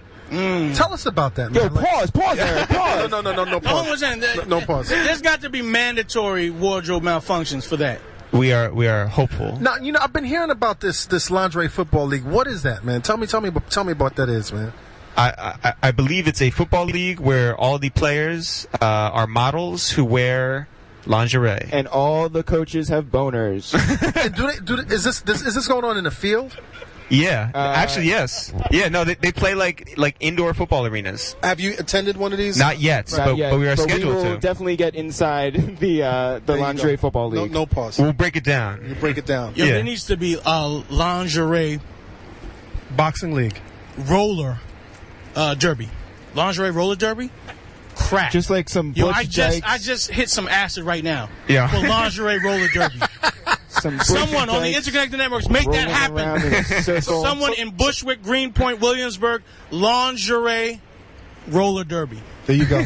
How's MTV treating you guys? Good. Yeah. 1515 Broadway. They love us over there. Where does MTV touch you? I'm not allowed to talk about that. Yo, pause, Eric. No, they like us a lot over there, and we are moving into television. Right. That is commercial as opposed to cable. Like getting paid. Like television. That's where the money is in commercial. Yes. And what do you guys? Are you guys at liberty to talk about what you guys are doing? Like, yeah, I mean we're pitching some shows. We auditioned for 2 shows over at MTV the other day, as sort of like VJs. We're pitching some really cool shows that will have hip hop as a part of it, and we're just trying to like see what opportunities are out there for us. Okay. Right. We have really good management right now. Shout to them. Yeah, shouts to Dave and Cara. Yep.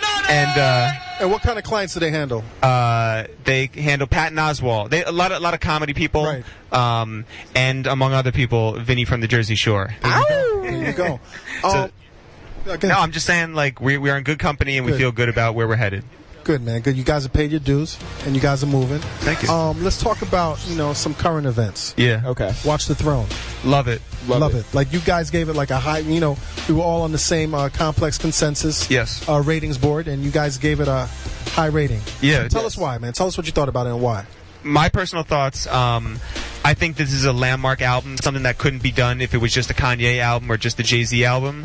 This is something where they moved the goalposts. They redefined what this genre is and what people could possibly do. I think sonically and lyrically it's just real strong. And my biggest thing, I love the fact that this is Kanye and Jay-Z's perspective of America. I think it's brilliant. I think it's really amazing for these two African-American men who are beyond wealthy, who don't have to do anything else, take the time to further their art and show what people could be like. Now, I was reading online today that your favorite song on there is Dudes in Paris. Dudes in Paris. Yes, Dudes right in now? Paris is, Yes, that beat turns me into a cuckoo clock. Yeah, you go crazy. Yo, you go ham. You go ham when you hear that? Yo, serious ham. Yeah. Like Harlem shaking. There you go. Today, well, there's been some controversy recently about this recent Rolling Stones article about the new king of hip-hop, in which RollingStones.com proclaims, based on stats and a lot of numerical factors, that Eminem is the current king of did they say rap or hip-hop? They might have said hip-hop. Hip-hop, I think. What do you guys think of that? Not in our household. Eminem is even the king of instrumental shit? He's up there. They use like YouTube views and social media and even when he doesn't open his mouth, he's still number one. He's number one, dude. Damn. Jeff, who do you think's number one? Well, you can't beat Young numbers. Jock. You can't. Young Jock. Where's Young Jock? Young Jock. No, but seriously, what do you guys think about this, man? Because well, I mean, I've never liked Eminem. Right. I liked him on 8 Mile. 8 Mile Eminem. That's what we all like. Right. I think the last 2 albums are just so unbelievably uninteresting. Like, he's just chasing that lose yourself moment for every single song, it seems like, and I just don't give a shit. Right. I really don't. Okay. All right. And so, yeah, I've never really gravitated towards it's really his wordy angst or his super lyrical blither blather. Like, it's whatever. I don't care. Now, I've never bought an Eminem album. It's kind of weird because whenever I publicly voice my opinions on Eminem, I think Eminem is very talented. I think that, over the past several years, he's been riding his shtick. And it's been working, and he has a very, very loyal fan base. But whenever I question why he has such a dedicated fan base, it seems like I start getting death threats. Well, that's because you work at the Source. Well, that's what somebody said this morning. Really? Yeah, somebody said that. I'm sure you saw that tweet. It was me. It was you. There you go. You sneak tweeted. Yes. But I really wanted to talk. I really appreciate where we are in hip hop. I really appreciate the internets and how Twitter affords us the opportunity to really have candid conversations about subject matters, about things that we ordinarily wouldn't. Yeah. And one thing I feel about the internet and hip hop is that, I might be, dreaming, I might be, overly optimistic, but I feel that where we are in America right now, it's a tumultuous time. Economically, a lot of shit is fucked up. But I think, one of the things that I've never really experienced before is this freedom to talk about race and hip hop and where we are today. Mm-hmm. And, I definitely feel that, all things are not equal. I mean, we can agree on that. Mm-hmm. And I definitely feel, if Eminem were not white, not taking anything away from him, he definitely would not be in anyone's, in most people's top 5 He would be list. Red But Man. I don't think He would be eating Captain Crunch right now, listening to the Combat. Yeah, Redman was on page A1 of the New York Times, so. He was copping fireworks, right? He was, yes. Of all the things that Redman does, the children he feeds, the children he helps learn to read. He learns these kids to read. Mm-hmm. Okay. Eminem would be Redman. Redman is Eminem. Wait. Yo, don't listen to Dallas right now. This is the Twilight Zone right now. We're going into our third hour. No, let's hear that. Don't encourage him, man. Don't my favorite Redman moment on the internet is being at a Redman release party for Docs the Name. And for the whole album, Mascot was in the spot. This is the old Tramps. Mascot was in the spot dancing to the whole album in Doc's Funk Doc Spock Mascot. Mm-hmm. The whole night, it was Redman at his album release party. Wait, can I blow your mind? Pause. Pause. Wait, 1, 2, 3. Pause. I already paused myself. I don't care. That was Eminem in that suit. Yes. Exactly. Because Eminem is behind Redman. Pause. Yeah, I really don't know where this is going right now. I'm going to tell you who was in that suit. It's getting a little weird right now. Wait. Busy B was in that suit. Pause. Busy B smoking crack from a crack. You mean time out. So, guys, how do you feel about, what I just said about Eminem and his him being a white rapper and how America has been very, very gracious to him in terms of opportunities and giving him this opportunity to be, this long-lasting rapper that's now deemed like the king of hip-hop. But I think that he's always acknowledged that his race has helped him. And I've never held anything against Eminem because I think he's been very humble, amidst all these accolades that he's received. I mean, I think that he would definitely not be as successful. Right. I think that... Are you being racist? Because I'm pretty... Well, first of all, I'm very racist. Okay. So it's just super racist.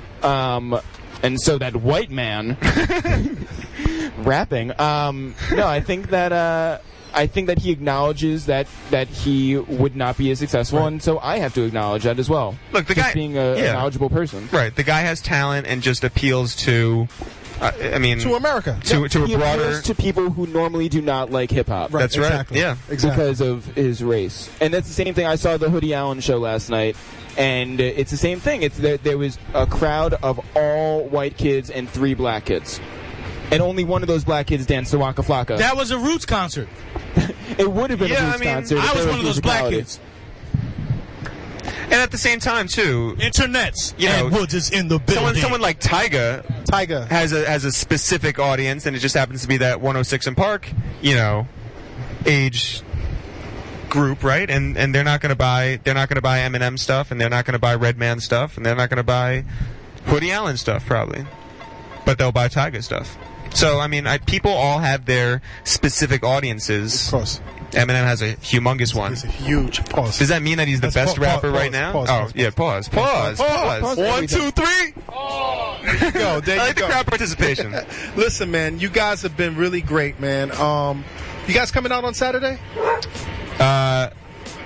To our BYO BBBQ. We will be there. We will be there. You guys are coming back to Brooklyn. We will be there. Where can the internets find you, man? In the streets. In the streets. See me in the streets, player. Yeah. There you go. It'sTheReal.com. It'sTheReal.com. Same thing on Twitter. Internets. At It's The Real. Anything you want to leave the internets with, man? A lot of projects coming up. Look out for us on TV. Look out for some music from us, by the way. You guys are doing an album. We're doing a comedy rap album. Okay. I'm going to look out for you guys on books. We might do some books. Is Just Blaze producing, man? No. we haven't talked with Just about that. Are you going to go back to Kanye? Is Kanye going to make a feature, or you don't want to let it out the bag? If Kanye is on your fucking album, dude. Kanye is EPing the whole thing. we're actually signed to good music. We should reveal it. Let's do it right now. We signed to good music. Yeah. Right here. We're announcing it. Very climactic. Yes. Applaud us. I don't know if you're joking or not, dude. We got signed. We are wearing Rockefeller chains. Where are they? Rockefeller singing my jeans. Just like they should be. Yeah. Yo, listen, man, you guys are great. You guys are great. I really appreciate it. Yo, thank you for giving out this platform on this beautiful night. Nah, man, on your anniversary, you invited us down on your anniversary. Dude, we invite everybody. It's our anniversary. You guys, I really appreciate you guys. This is Internets. I feel like we cheated to get here. It's like, Can we just give a couple of shout outs? Yeah, please give your shout outs. I want to shout out Kaya. Oh, yeah, shouts to Kaya. I want to shout out MySpace. I want to shout out Kaya's blog on MySpace. Mm-hmm. Yep, shouts to her. I want to shout out Young Jock. He's a good friend. And is he really? He's my best friend. Okay. Best friends on Facebook, Young Jock and I. Okay. And actually, Yin Yang Twins now follow us on Twitter. Which So shout out to That's them. kind of major. That's kind of major. Yin Yang Twins. That's major. That's major. That doesn't get an applause? Come on. Hey, King, no applause. Are you looking at Amanda Diva again? Hey, King is looking at Amanda Diva on Twitter.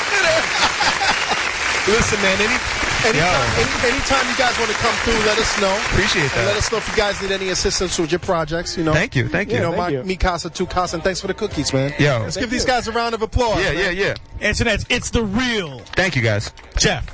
So now we're in our third hour, B. Damn. This is gonna be a long show.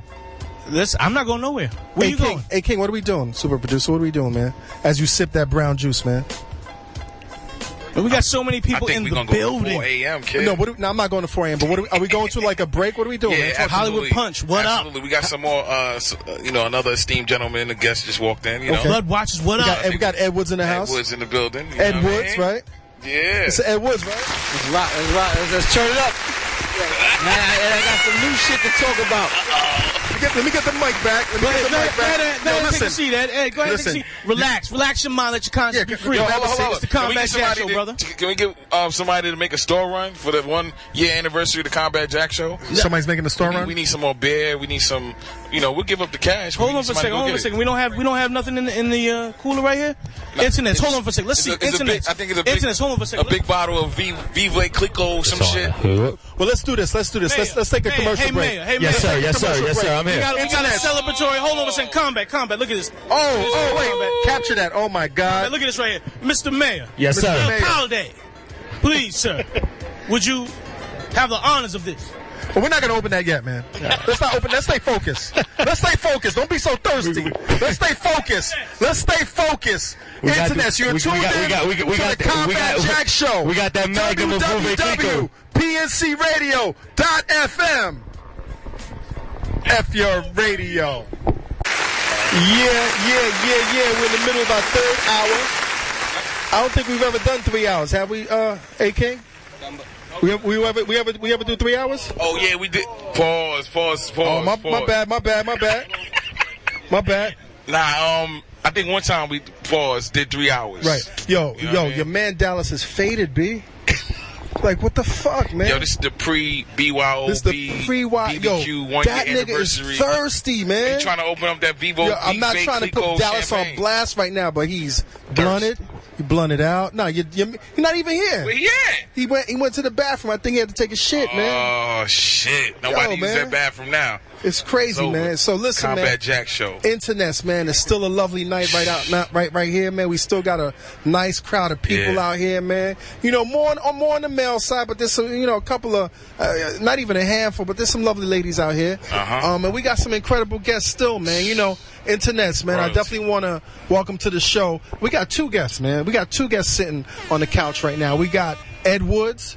Who's, made a name for himself, in cable TV, you know what I'm saying, on MTV, son of a gun, the chair thrower. Ed Woods is in the house. And we got a VIP in the house right now, man. Internets, we have 88 Keys in the house, man. Producer 88 Keys, man, who, got to work on the spaceship and produce the first track on Watch the Throne, B. What's up, 88? Man, hot as hell. Yo, you gotta take the hoodie off though. You know what I'm saying?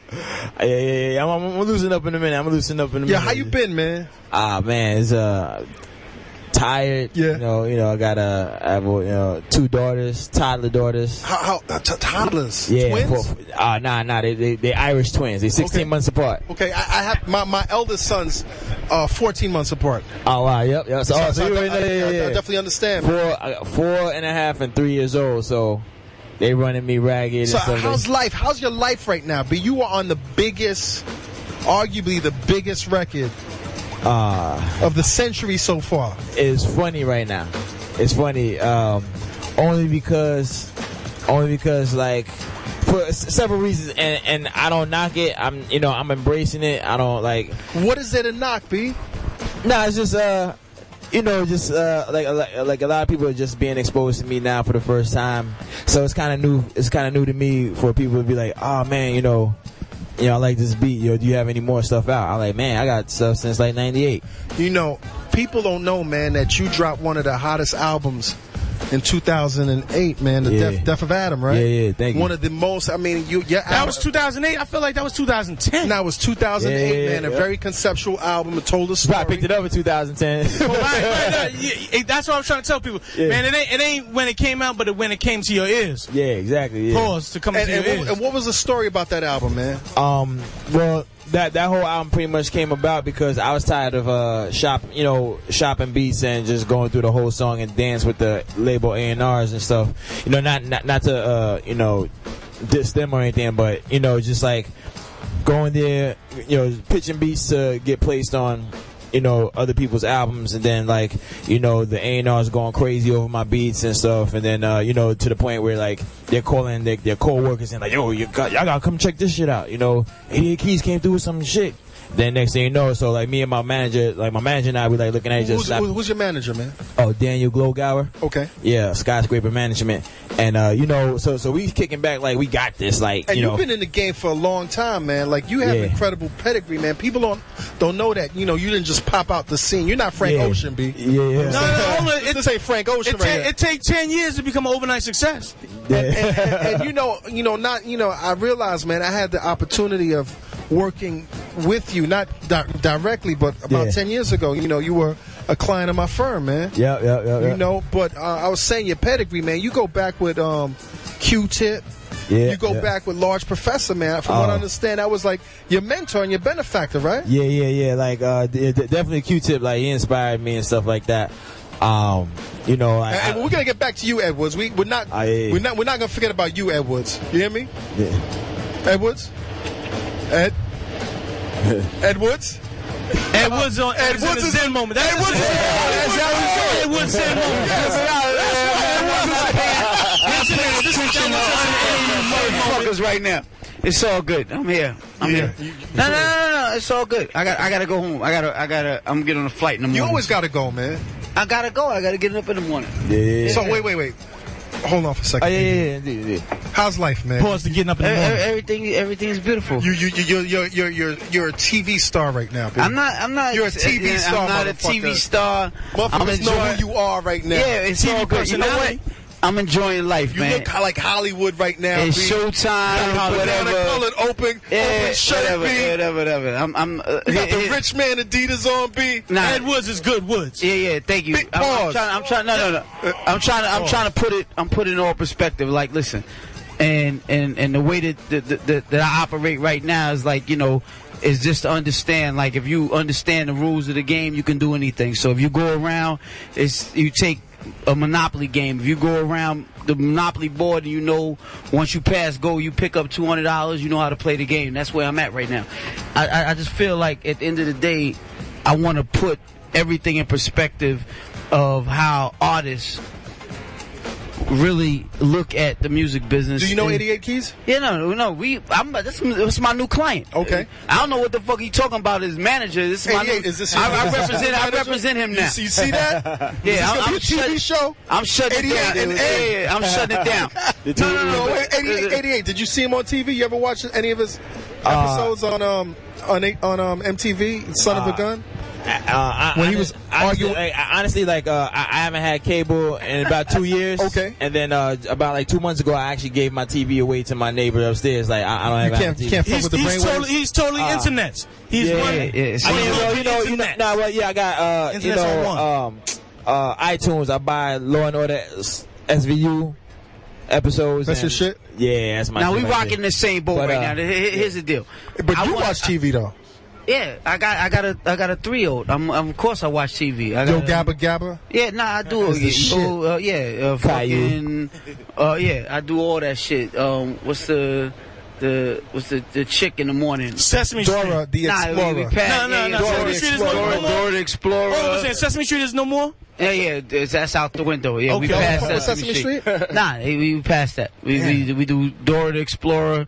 We do Wild Gabba, whatever that shit How's is. How's fatherhood treating you, man? Nah, it's all good. That's like two proud fathers sitting on the couch. Nah, man. but that's like you wake up in the morning. That's what makes you move and get up in the morning and do the right thing. Like, you know what I mean? So So Son of a Gun, man.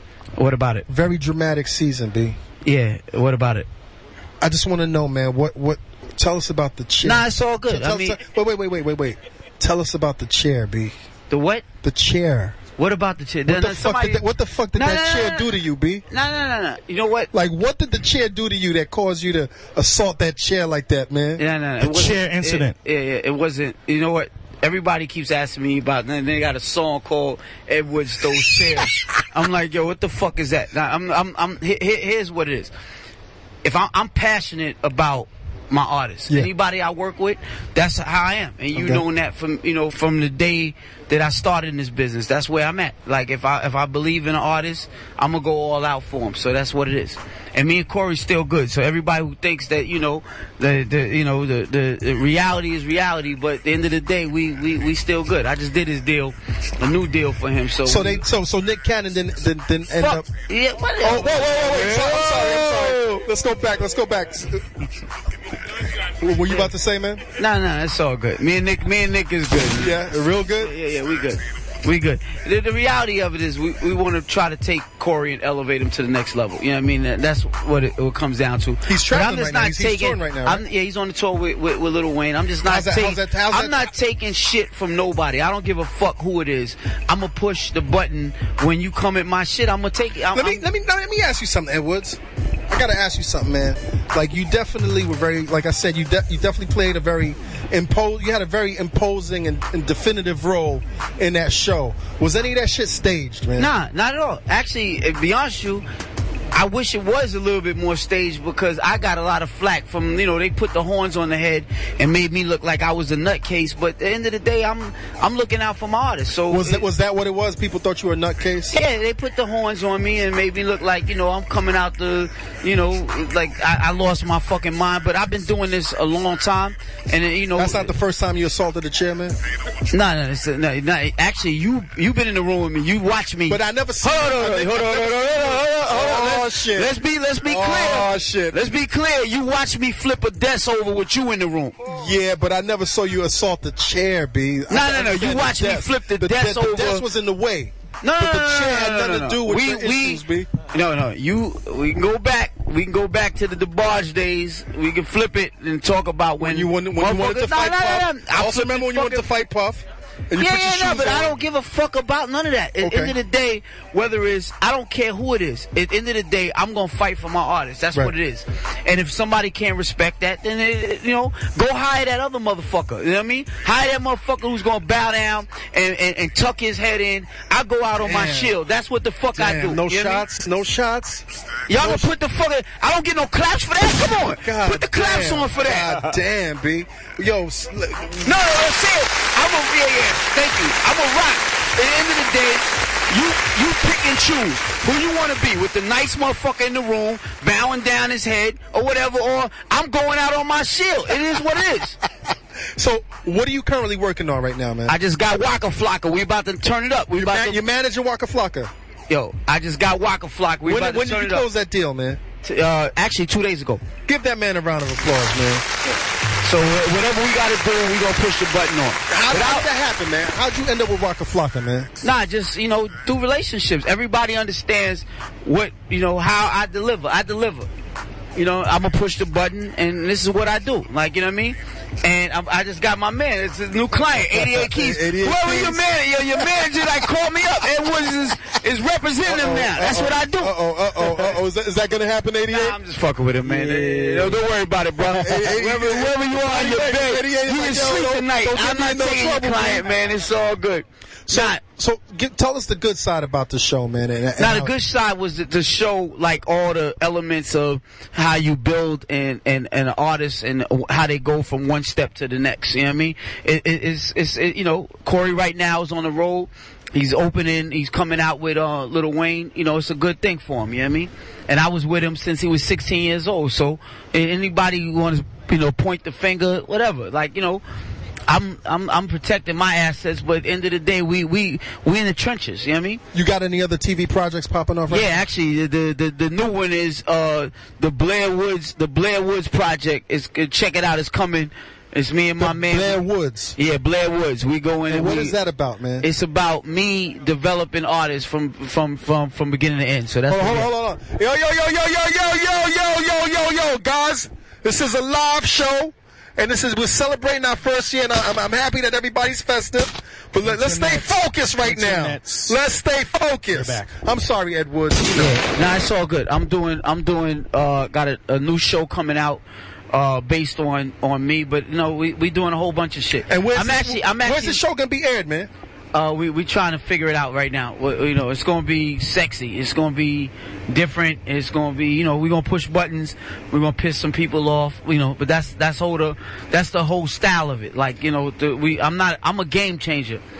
Now, I reached out to you recently, man, because I know you do a lot of business with a lot of different people, man, and one of your business associates recently passed away, man. Butch Lewis, man. Yeah. And I reached out and shared my condolences with you, man. Butch Lewis, and this is, for all the young cats out there that don't know who he was, this is a brother who really elevated the game for he took a champion, actually not even a champion, he took Michael Spinks, who only had 4 career fights, actually Leon Spinks, 4 career fights, and took him to fight Muhammad Ali and won the championship after that. But that was not only a friend, but a brother. He's ended up being godfather to my son.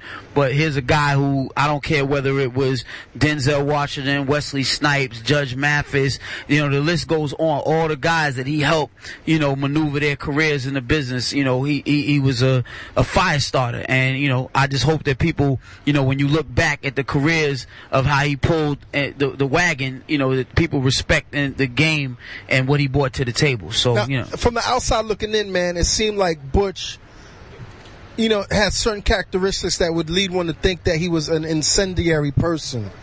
And, you kind of give off that same, kind of aura.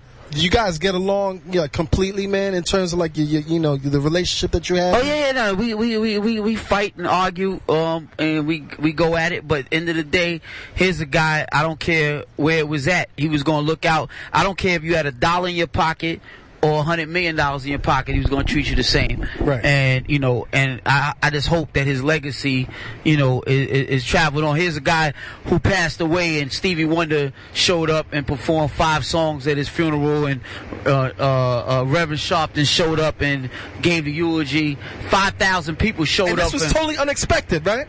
Yeah, it was totally unexpected. It seemed like he was in great health, man. Yeah.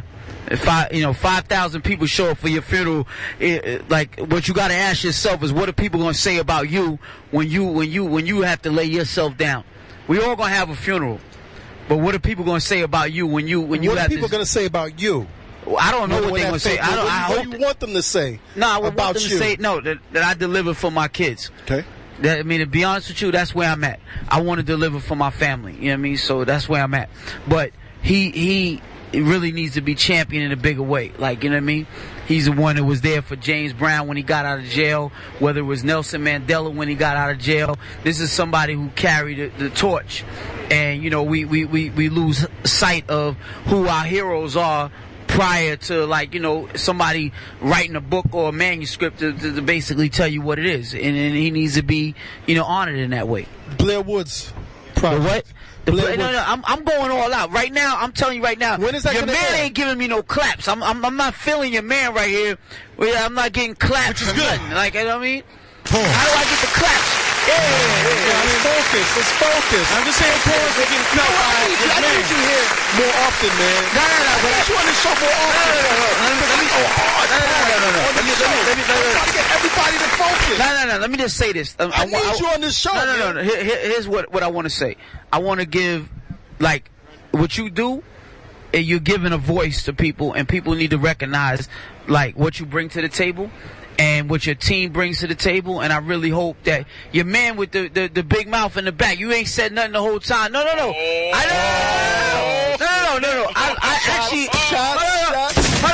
I actually enjoy what you bring to the table, but the reality of it is, y'all need to y'all bring something special to the table, and the people who are the listeners, they gotta step up for that. You know what I mean? And that's where it is. You know what though, man? I think the listeners have. And we gotta step up too.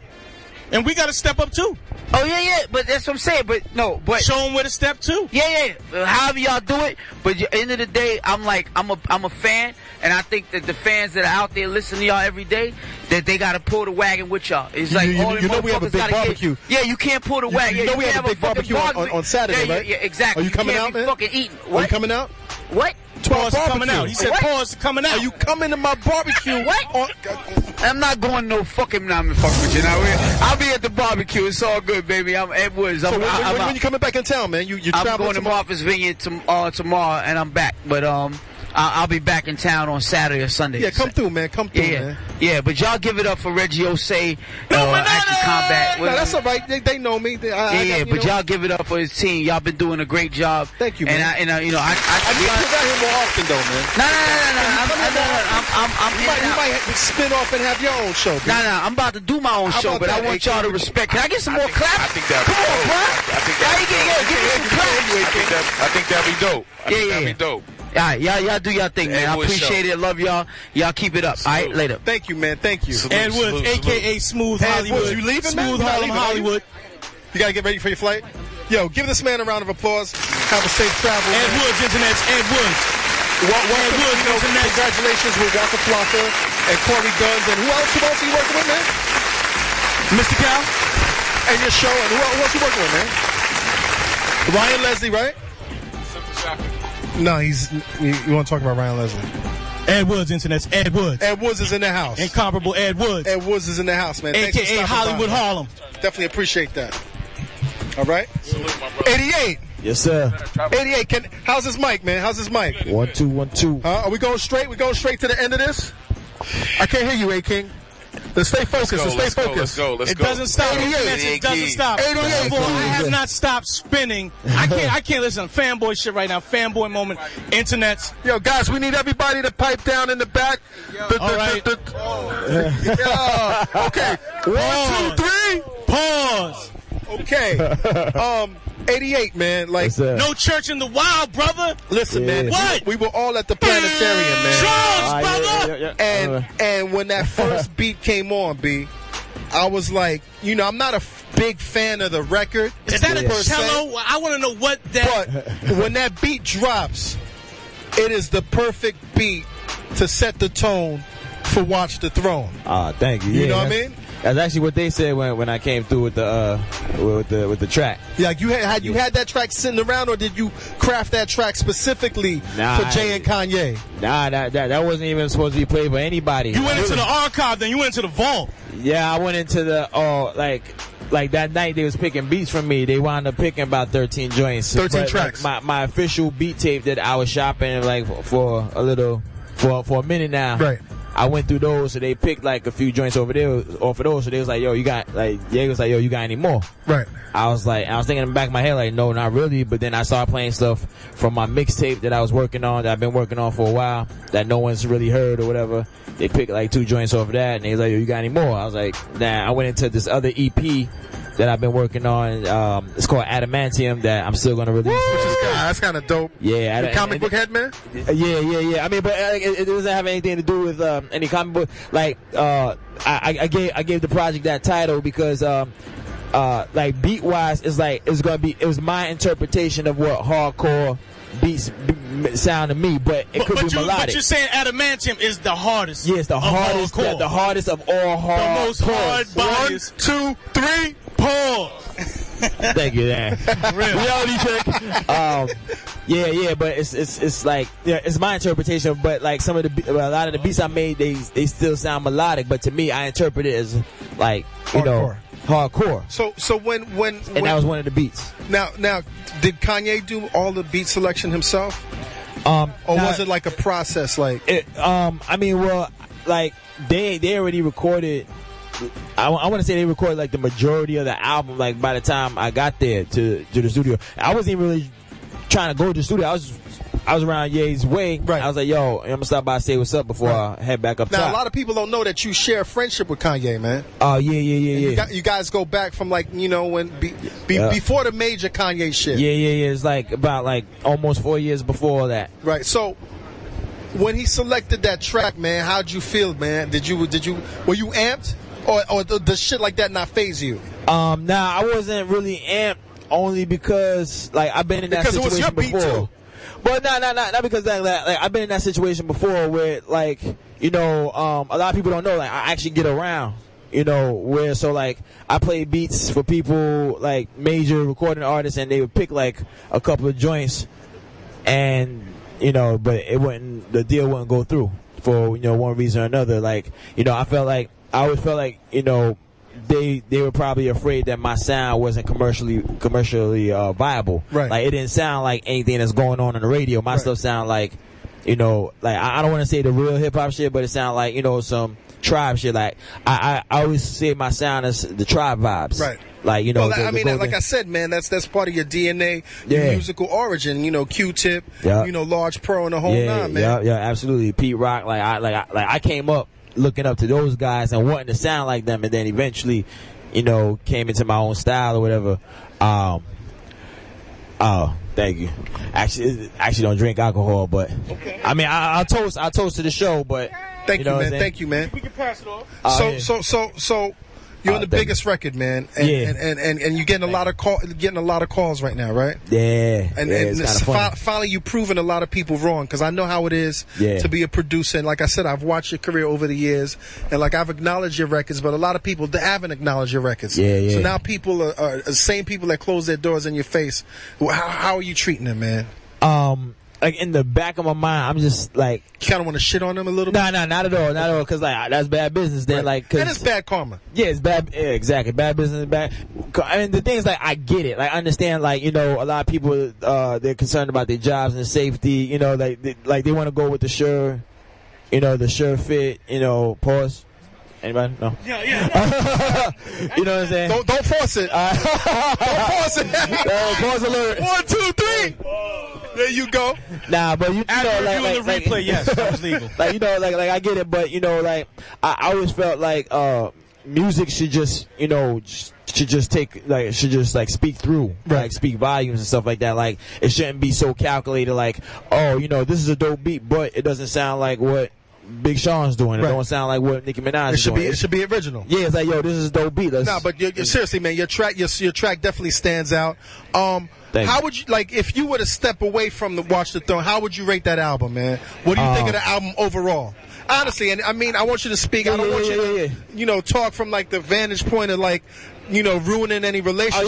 What do you think of that album, man? I like the album a lot. Like, I actually, I've listened to it a few times all the way through, but I haven't really let it absorb, right? Only because like a lot of people don't realize, me being a producer and like sample chops. Like I listen to old records. Like my record collection is the majority of the 70s from late 60s through mid 80s. That's all I sample. But right. a large collection, portion of it is from the 70s. So I listen to that music. And initially it started off with me listening to that music like just for samples, but then like I got in tune with the music, so like I prefer that music over anything else. So that being said, like I've listened to Watch the Throne a few times. I say like maybe all the way through half a dozen times, and I like the album a lot. What's your favorite song on there? New Day. Okay. New Day. New Day is my favorite song on that album too, man. And that's a real soulful track. Yeah. I think it's like the most honest song on there, because I think,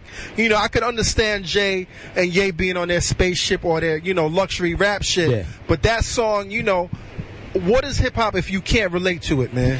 Yeah. And then like for me, like that song kind of like has a special thing for me, just because like Ye and I like we best friends, so right. I know what he's been through and what has gone through and stuff like that to get to where he is, and like all that stuff that he says, like I'm like, man, like I've seen it. Right. So what's it like being best friends with, like, what the fuck do y'all do, B? Like what do y'all do? Y'all get pizza? I mean, yeah, no, we kick it. Y'all go bowling? Actually, damn, what's the last like? Y'all play video game? Like, what do y'all do, man? Shit, just like snap on each other, sit around. I mean, like his lifestyle obviously changed since we were coming up together. Now, has he changed? Like has he changed? He hasn't changed one bit. Does he know how to play electric football? That joined on with the vibrating board? I don't even know what that. No, with the man's ran. From back in the like I'm guessing like who doesn't, you know, like what 80s babies doesn't and stuff. You know, like we just be chilling. Like he's into movies and stuff. Like, you know, at this crib, you got like the crazy screen and stuff like that. Crazy system, right? Yeah, but I mean, but the funny thing is he's rarely home. Like all the spots he got, he's like rarely home. He's always in the labs, studio, whatever. Now a lot of people don't know. I mentioned a couple of times your album, Death of Adam. Yeah, a lot of people don't know that he executive produced that album. Yeah, definitely. Yeah, that was a solid, man. Oh, thank you. Yeah, man. I love that album. No, and internet. Seriously, man. If you have not listened to it, man, you know. Do they know? The internet's know about your album? They know. Nah, they know about Stay Up Viagra because for obvious reasons, it was a single and Kanye's on it and the video, and then they know about Hold It Short for Honey because Cuddy's on there. Right. Everything else in between is like. In between. Oh man, you know, like. But I mean, I get it. So I ain't mad at it, but I'm just trying to like still steer people in that direction. On Watch the Throne, what's your least favorite record? Watch the Throne, least favorite. Nah, you don't have to even say. Whoa! What's Internets? Do y'all want that? Yes. Man, I might have to look at the track list real quick. Yeah, hold on. All right, well, while you're looking at the track list, man, what else are you listening to these days, man? Knock that right off the road, right there. Really not much. Like, I mean, like outside of my samples or my old records. No, I like the time. Like, I really don't have a lot of time to check for new stuff. But I am listening to I'm working with some artists who I found via Twitter. Okay. And I'm starting my own record label. Yo, give a round of applause to the Twitter rappers, man. It had to happen. Definitely got to applaud to Twitter rappers, dude. Oh yeah, like I found some serious talent. Where they from, man? All over across the U.S. I got a dude from Alabama. I got a dude from Alabama is smoking right now, B. Yeah, Alabama is real hot right now, B. I got a kid, just turned 18 years old from Alabama. Signed the papers. He signed the contract yet? That's all happened. So we can't mention no names yet. Exactly. Don't mention no names yet. Not at all. Not at all. Dry. The ink is dry, man. Exactly. And no smiling. There's no smiling. There's no smiling. Nah. You can smile at the Combat Jack Show, but for real, when you leave here, do not smile anymore. Like me thinking about what I have with these guys, it makes me elated. Like I can't help but to smile because like they've actually like restored my faith in hip hop, like making good. Your faith? Did you lose faith in hip hop at a certain point, man? Like it slipped a bit. It always gets tested. It always gets tested. But I'll tell you this. I have lost a lot of faith in the hip hop fan, so-called fan. You know, because I see, man. I always use this as my perfect example. Talib Kweli has over 250,000 Twitter followers, and me, you know, being like, you know, somewhat smart. Like I know not every follower is his fan, right? But you know, I like to say at least a quarter or a half of that is his fan. He engages his followers on Twitter, like you know, from the haters to you know the people who shout, you know, give him praise and stuff like that. In betweeners as well. Exactly, like you can see, like if you like look down his timeline and stuff. So like about 6 months before, like of him planning Gutter Rainbows, he like brought his followers through every step of the way and told like, yo, I just got such and such on the album. Yo, I'm about to go to the studio here. Yo, I'm about to do the show here. Then started giving the release date for the album and stuff like that. So I'm like, man. So I'm thinking like, yo, this is it. Like this could be the big win for hip hop. Right. You know, for what we consider like the real hip hop, but you know, just like the stuff you know that we like. You know, whatever. So I'm like, man, you know, this could do it. You know, the release date's given. So album comes out. And he did very well on the independent level, you know. But how many? 13,000. Okay. So they made the money back. I mean, I would imagine if it's independent, 10,000, you make your money back. Yeah. But you know, I'm thinking like, man, like had half of his followers or supporters or fans, or even a quarter that would have actually purchased the album got activated. But the thing is, I mean, I don't think necessarily that. I mean, yeah, you got some cheap motherfuckers right now because albums are so easily accessible. But I also think you got to give, like, the fans are not that stupid anymore. Not saying that the fans were stupid, but, with all this information, we're living in the middle of the information age right now. Cats are not just buying anything. And I personally don't think Gutter Rainbows was that album for a lot of people to run to the store to buy. No shots at all. You know what I mean? Yeah, I mean, but like now, to say something about that, it's like, all right, if the album wasn't that, dope, like in some people's opinions, then, I'm pretty sure over 13,000 people got the album. Right. Of course. You know what I mean? Of course. Probably like before the release date. Right. But over 13,000 got the album, and then they're gonna decide like, oh, I got the album, I'm gonna live with it, I'm gonna rock with it. Right. So I ain't gotta buy it. Most important thing though is you are on the #1 record on Billboard this week. Give this man a round of applause, please. Yeah. The #1 record. It's your first #1 record, right? Yeah. How's that feel, man? Like for real, B? You know what? And you don't seem like you would get carried away with the fame and the accomplishment. Nah, but that still all. has to feel good, man. When you come home and you see your daughters, you're like, Daddy did it. Yeah, I mean, I don't. It hasn't really hit me yet, and not on some like, oh, it's so magical that it ain't hit me yet. I'm just like, I'm already thinking about, okay, like, how can I turn this into something else? Like, what's my next move? Right. And the next moves are actually coming to me now. Like, from now some, you can crazy... pick. Now you can pick. Can you name some of the big artists that are coming to you right now? Or you can't? Is it too early? Yeah, it's too early. Yeah. Don't talk about it. Be about it. But it's some real big projects. No, it's some like, oh shit, 88 Keys might. 88 Keys just did something with that person. It's like on some. Nah, I won't. 88, real talk, what would be the pinnacle? What would be the pinnacle? Like, I want to say this is the pinnacle. Like, this is the pinnacle. I would say the. I would say it doesn't get better than this. No Slim Jessica Simpson.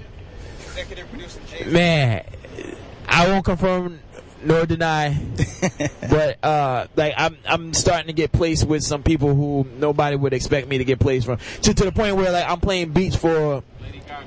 I'm playing beats for. Have you played beats for Lady Gaga? Nah, no, I'm playing beats for the guy who's like maybe like the puppet master, and Little B. You better get a Lady Gaga placement. I'm playing. Yo, it does get better actually if you get on Lady Gaga. Space station. Yeah, that would be. That would you know be what? dope. Listen, man. Listen. I respect you enough to not want to spoil any of these opportunities that you have. But that Frank Ocean with 88 Keys would be butters, B. That would be butters, man. So let's get back to what I asked you, man. Okay. What is your least favorite record on the album? Let's see. I'd probably say the last track. Like I actually purchased like on iTunes. I purchased like the regular version. I was waiting for the CD to come out to get the deluxe. I purchased the deluxe online, man. Yeah, I was when the album dropped. I was actually in South Africa with with Bilal. Nice, man. I was doing some shows. Why I Love You. Okay. Like I like it, but it's my least.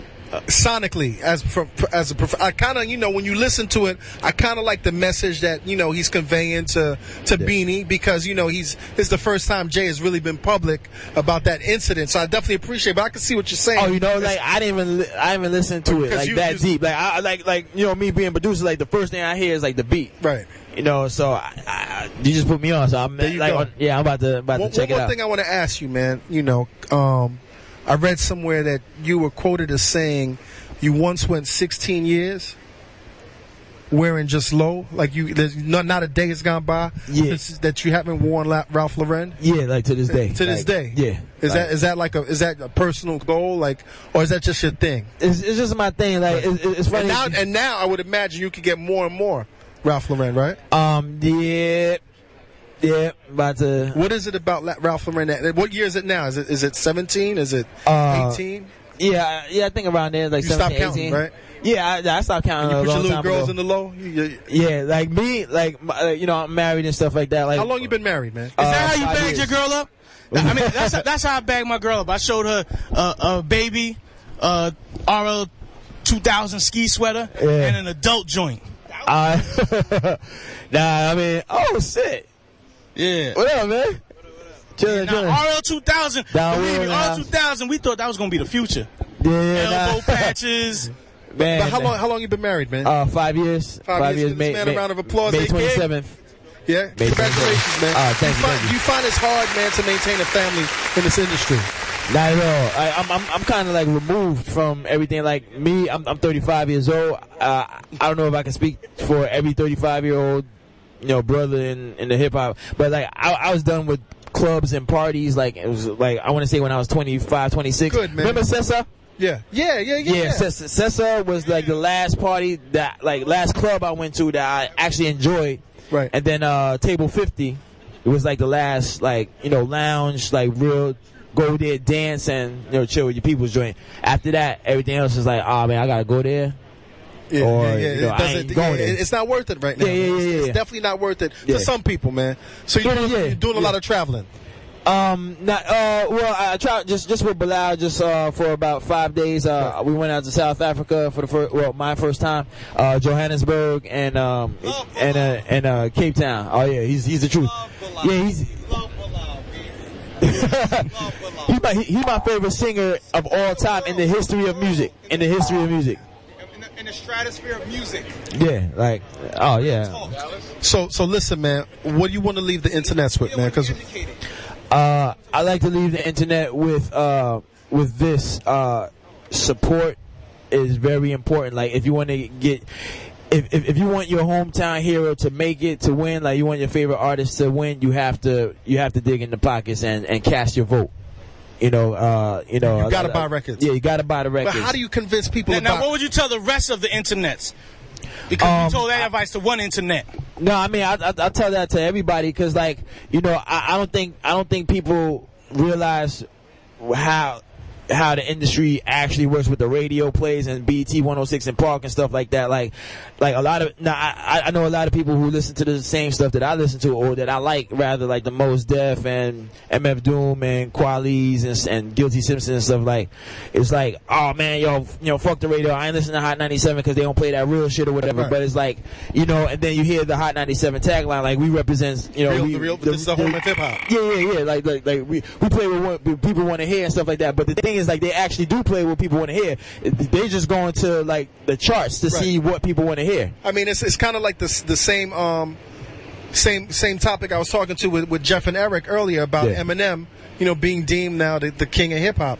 I mean, for understandable reasons, but I didn't know that. Rolling Stone recently, I think it was yesterday, put out a piece and they, calculated and tabulated all these numbers. And in terms of stats, Eminem came to be number one, and they crowned him king of hip hop. Oh, okay. Now my Twitter conversation makes sense this morning. Now you understand. Yeah, you understand. You understand the chatter right now. But it is like that, man. You gotta if those are the stats. You used HGH. If those are the stats, that's gonna determine what people deem to be the best, then you do have to tabulate your votes. Man. Yeah, I equate, you gotta be active. Yeah, you exactly. gotta vote. Yeah. I equate everything to an election campaign. Like, remember when Jesse Jackson ran? Yes. So it's like, for the most part, like the urban community was like, oh yeah, we about to have our first black president.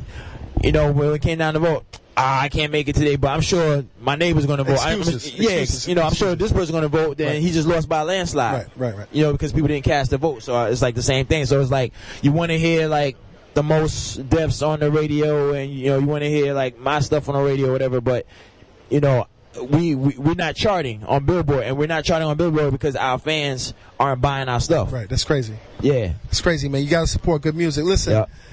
Support good music. 88, man. I'm glad that you came through, man. It's an honor to have you, man. Thank you. Congratulations on your current success. Thank you. And I've known like what you put in over the years, man, and you definitely deserve this, man. And thank you. And Internet's 88 didn't just pop out of the sky, jump on Watch the Throne. He put in blood, sweat, and tears, man. So congratulations to you and your family. I'm really happy. Thank you. Appreciate it. My doors are open to you, man. Whenever you want to come through, you want to play something, you want to chop it up. Don't tell me that. No, I'm telling you that, B. I'm telling you that, man. I'll be over here tomorrow. Well, we're not going to be here tomorrow, but we're here every Wednesday from 10 to 12, man. Cool. 88, man. One last question, man. Yeah. You can take one piece on a spaceship with you. Is it going to be a shawl sweater with the belt? Nah, it'll be my Indian Point poncho. The Indian Point stripes R.I.P. poncho. in fall 2006. Like, that's my. Yeah, I need one of those. Yo, Internets. Bilal. Yeah, Bilal, think it over. GOAT.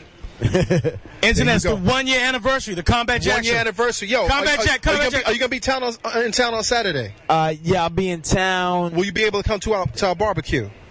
I'll try.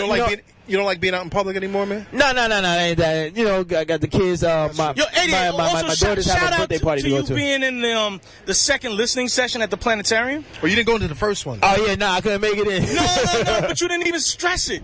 People was tight. Oh into that first one. That's internet. You just see how a Mac moves.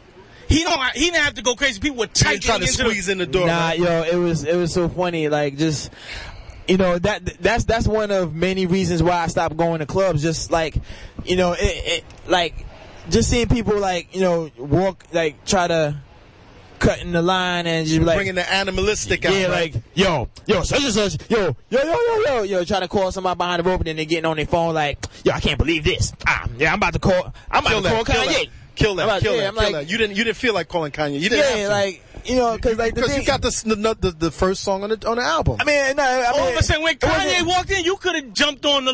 You could have jumped on the back. You could have jumped on the train. You could have jumped on the back. Yeah. But I brought my homegirl in. Nah, you played it on some futuristic shit. Yeah. We're gonna go in when it's more emptier, so that we can open open this shit up. The way I figure, like, everybody's gonna get in anyway.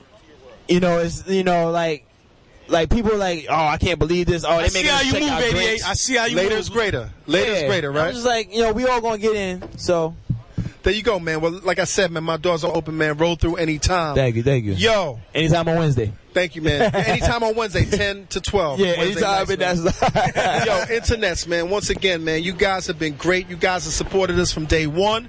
Yeah. I mean, I can't believe it's been 12 months of this shit. Running hard. Before we get out of here, I got to tell you about everybody that came. Tell us about everybody for your birthday. For the show's birthday. For the show birthday. That's right. For the Combat Jack Show birthday. Yes. The internet celebrities came through. Internet celebrities, Rafi Cam, Casimir, Naskowski came through. Yes. We got Timeless Truth in Where's the Timeless building. Truth at? Where's Timeless at? Timeless Truth is in the house. What's up, Timeless?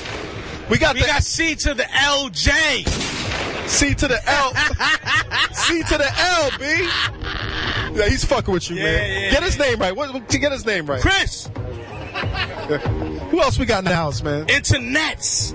Oh, Don Will. We got Don Will in the house. D-Dub. Don Will, yo. I love when you come on the show, B. It's a whole different, you know what I'm saying? 1, 2, 3. Pause. Okay. Yeah, Prolapse King. You are the Prolapse King. Internets, if you don't know about Prolapse, listen to last week's episode, man. Watch yourself. Watch the anal.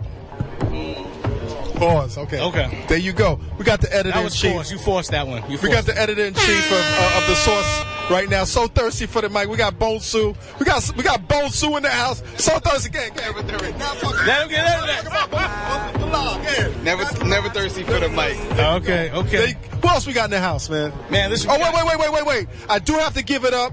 Like, she's been real quiet, and I don't want to get all sentimental and stuff, but I do want to give a shout out to my wife. You know, unbelievable Kim for dealing with this every Wednesday and me coming home and like all the drama and this and that. Honey, I love you. Thank you so much for supporting this movement. I'm not even gonna get tearful. Who else we got? Man, we got everybody. We got mad people in the dark. We got white people in the dark looking black. Like, internets. We got the internets in here tonight. Yo, A King didn't fall asleep tonight. Yo, A King. A King went through hard body. A King is going hard body. I don't even think A King got a turkey burger. Yo, internets. We got to make sure A King gets a turkey burger on Saturday. Yo, Adam Harrod, Flood Watch. Flood Watch. Is honestly Flood Watch. Look at that BPM by Flood. Major sponsor. And put it in your collection of the Combat Jack. If you love Dallas this Penn shit. BYOBBBQ 2011 event this Saturday. Come through from 2 to 8. Who's performing, man? Who's performing? First of all, we got party supplies. Party supplies. Okay? We got party supplies. Hip stirs. We got hipsters. Going crazy, breaking beer bottles over their head. And niggers. Okay. Niggers. We got Action Bronson. Action Bronson. Niggers. We got Matthew Ragazzino. Matthew Ragazzino in the house. Niggers. Yes. We got Danny Brown. Danny Brown is in the house. Detroit. Did you listen to his mixtape? Danny Brown, man, I was fucking with Danny Brown before he cut the side of his head on that Jay Davies shit. Nah, but that nigga Danny Brown, the nigga Danny Brown spit though. Yeah. The nigga Danny Brown spit. He spits. It's gonna be a crazy event. YouTube man. that nigga. Only thing we gotta do is pray that there's no rain. There's gonna be no rain. Ain't the only thing. There's gonna be no rain. Nah, we don't have to even pray for nothing. Don't pray for nothing. Pray for your life into next Oh, year. here we go. All right, listen, man. Pray for every day. Pray for. I'm not gonna stretch this out any longer. Happy birthday, Combat. Happy Jack. birthday, Happy belated Dallas birthday Ben. on your New Year, but happy belated birthday, A King, DJ Ben Hameen. This has been great, and now I'm gonna do my rendition of. Listen, you guys have been great. Let's have another 20 years. We're doing this without a budget, B. We show motherfuckers how to do this without a budget. This is great. I love you guys. Ben Hameen, give you a shout out. But we got people in the house. I'm going to shout out Shan Boogie over here on Twitter, Parlor Magazine, a bunch of other shit, Howard University. You know how we do. Anything. Word up, yeah. Shout out my man Preezy, of course, as always. PleaseDon'tStare.com. Just Dave's in the house. Pretty Lou's in the house. Anybody else?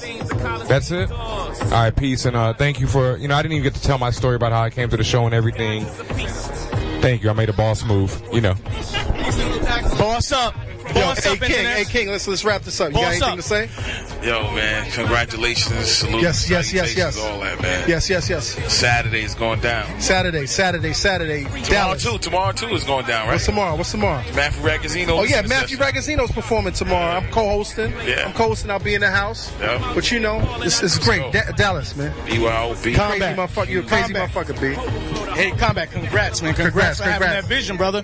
All right, congrats for having that vision. Let me see if I can remember this. All right, internets. Dream them dreams and then man up and live them dreams, because a life without dreams is black and white and the universe flows in surround sound and technicolor. We out. Blow! F your radio.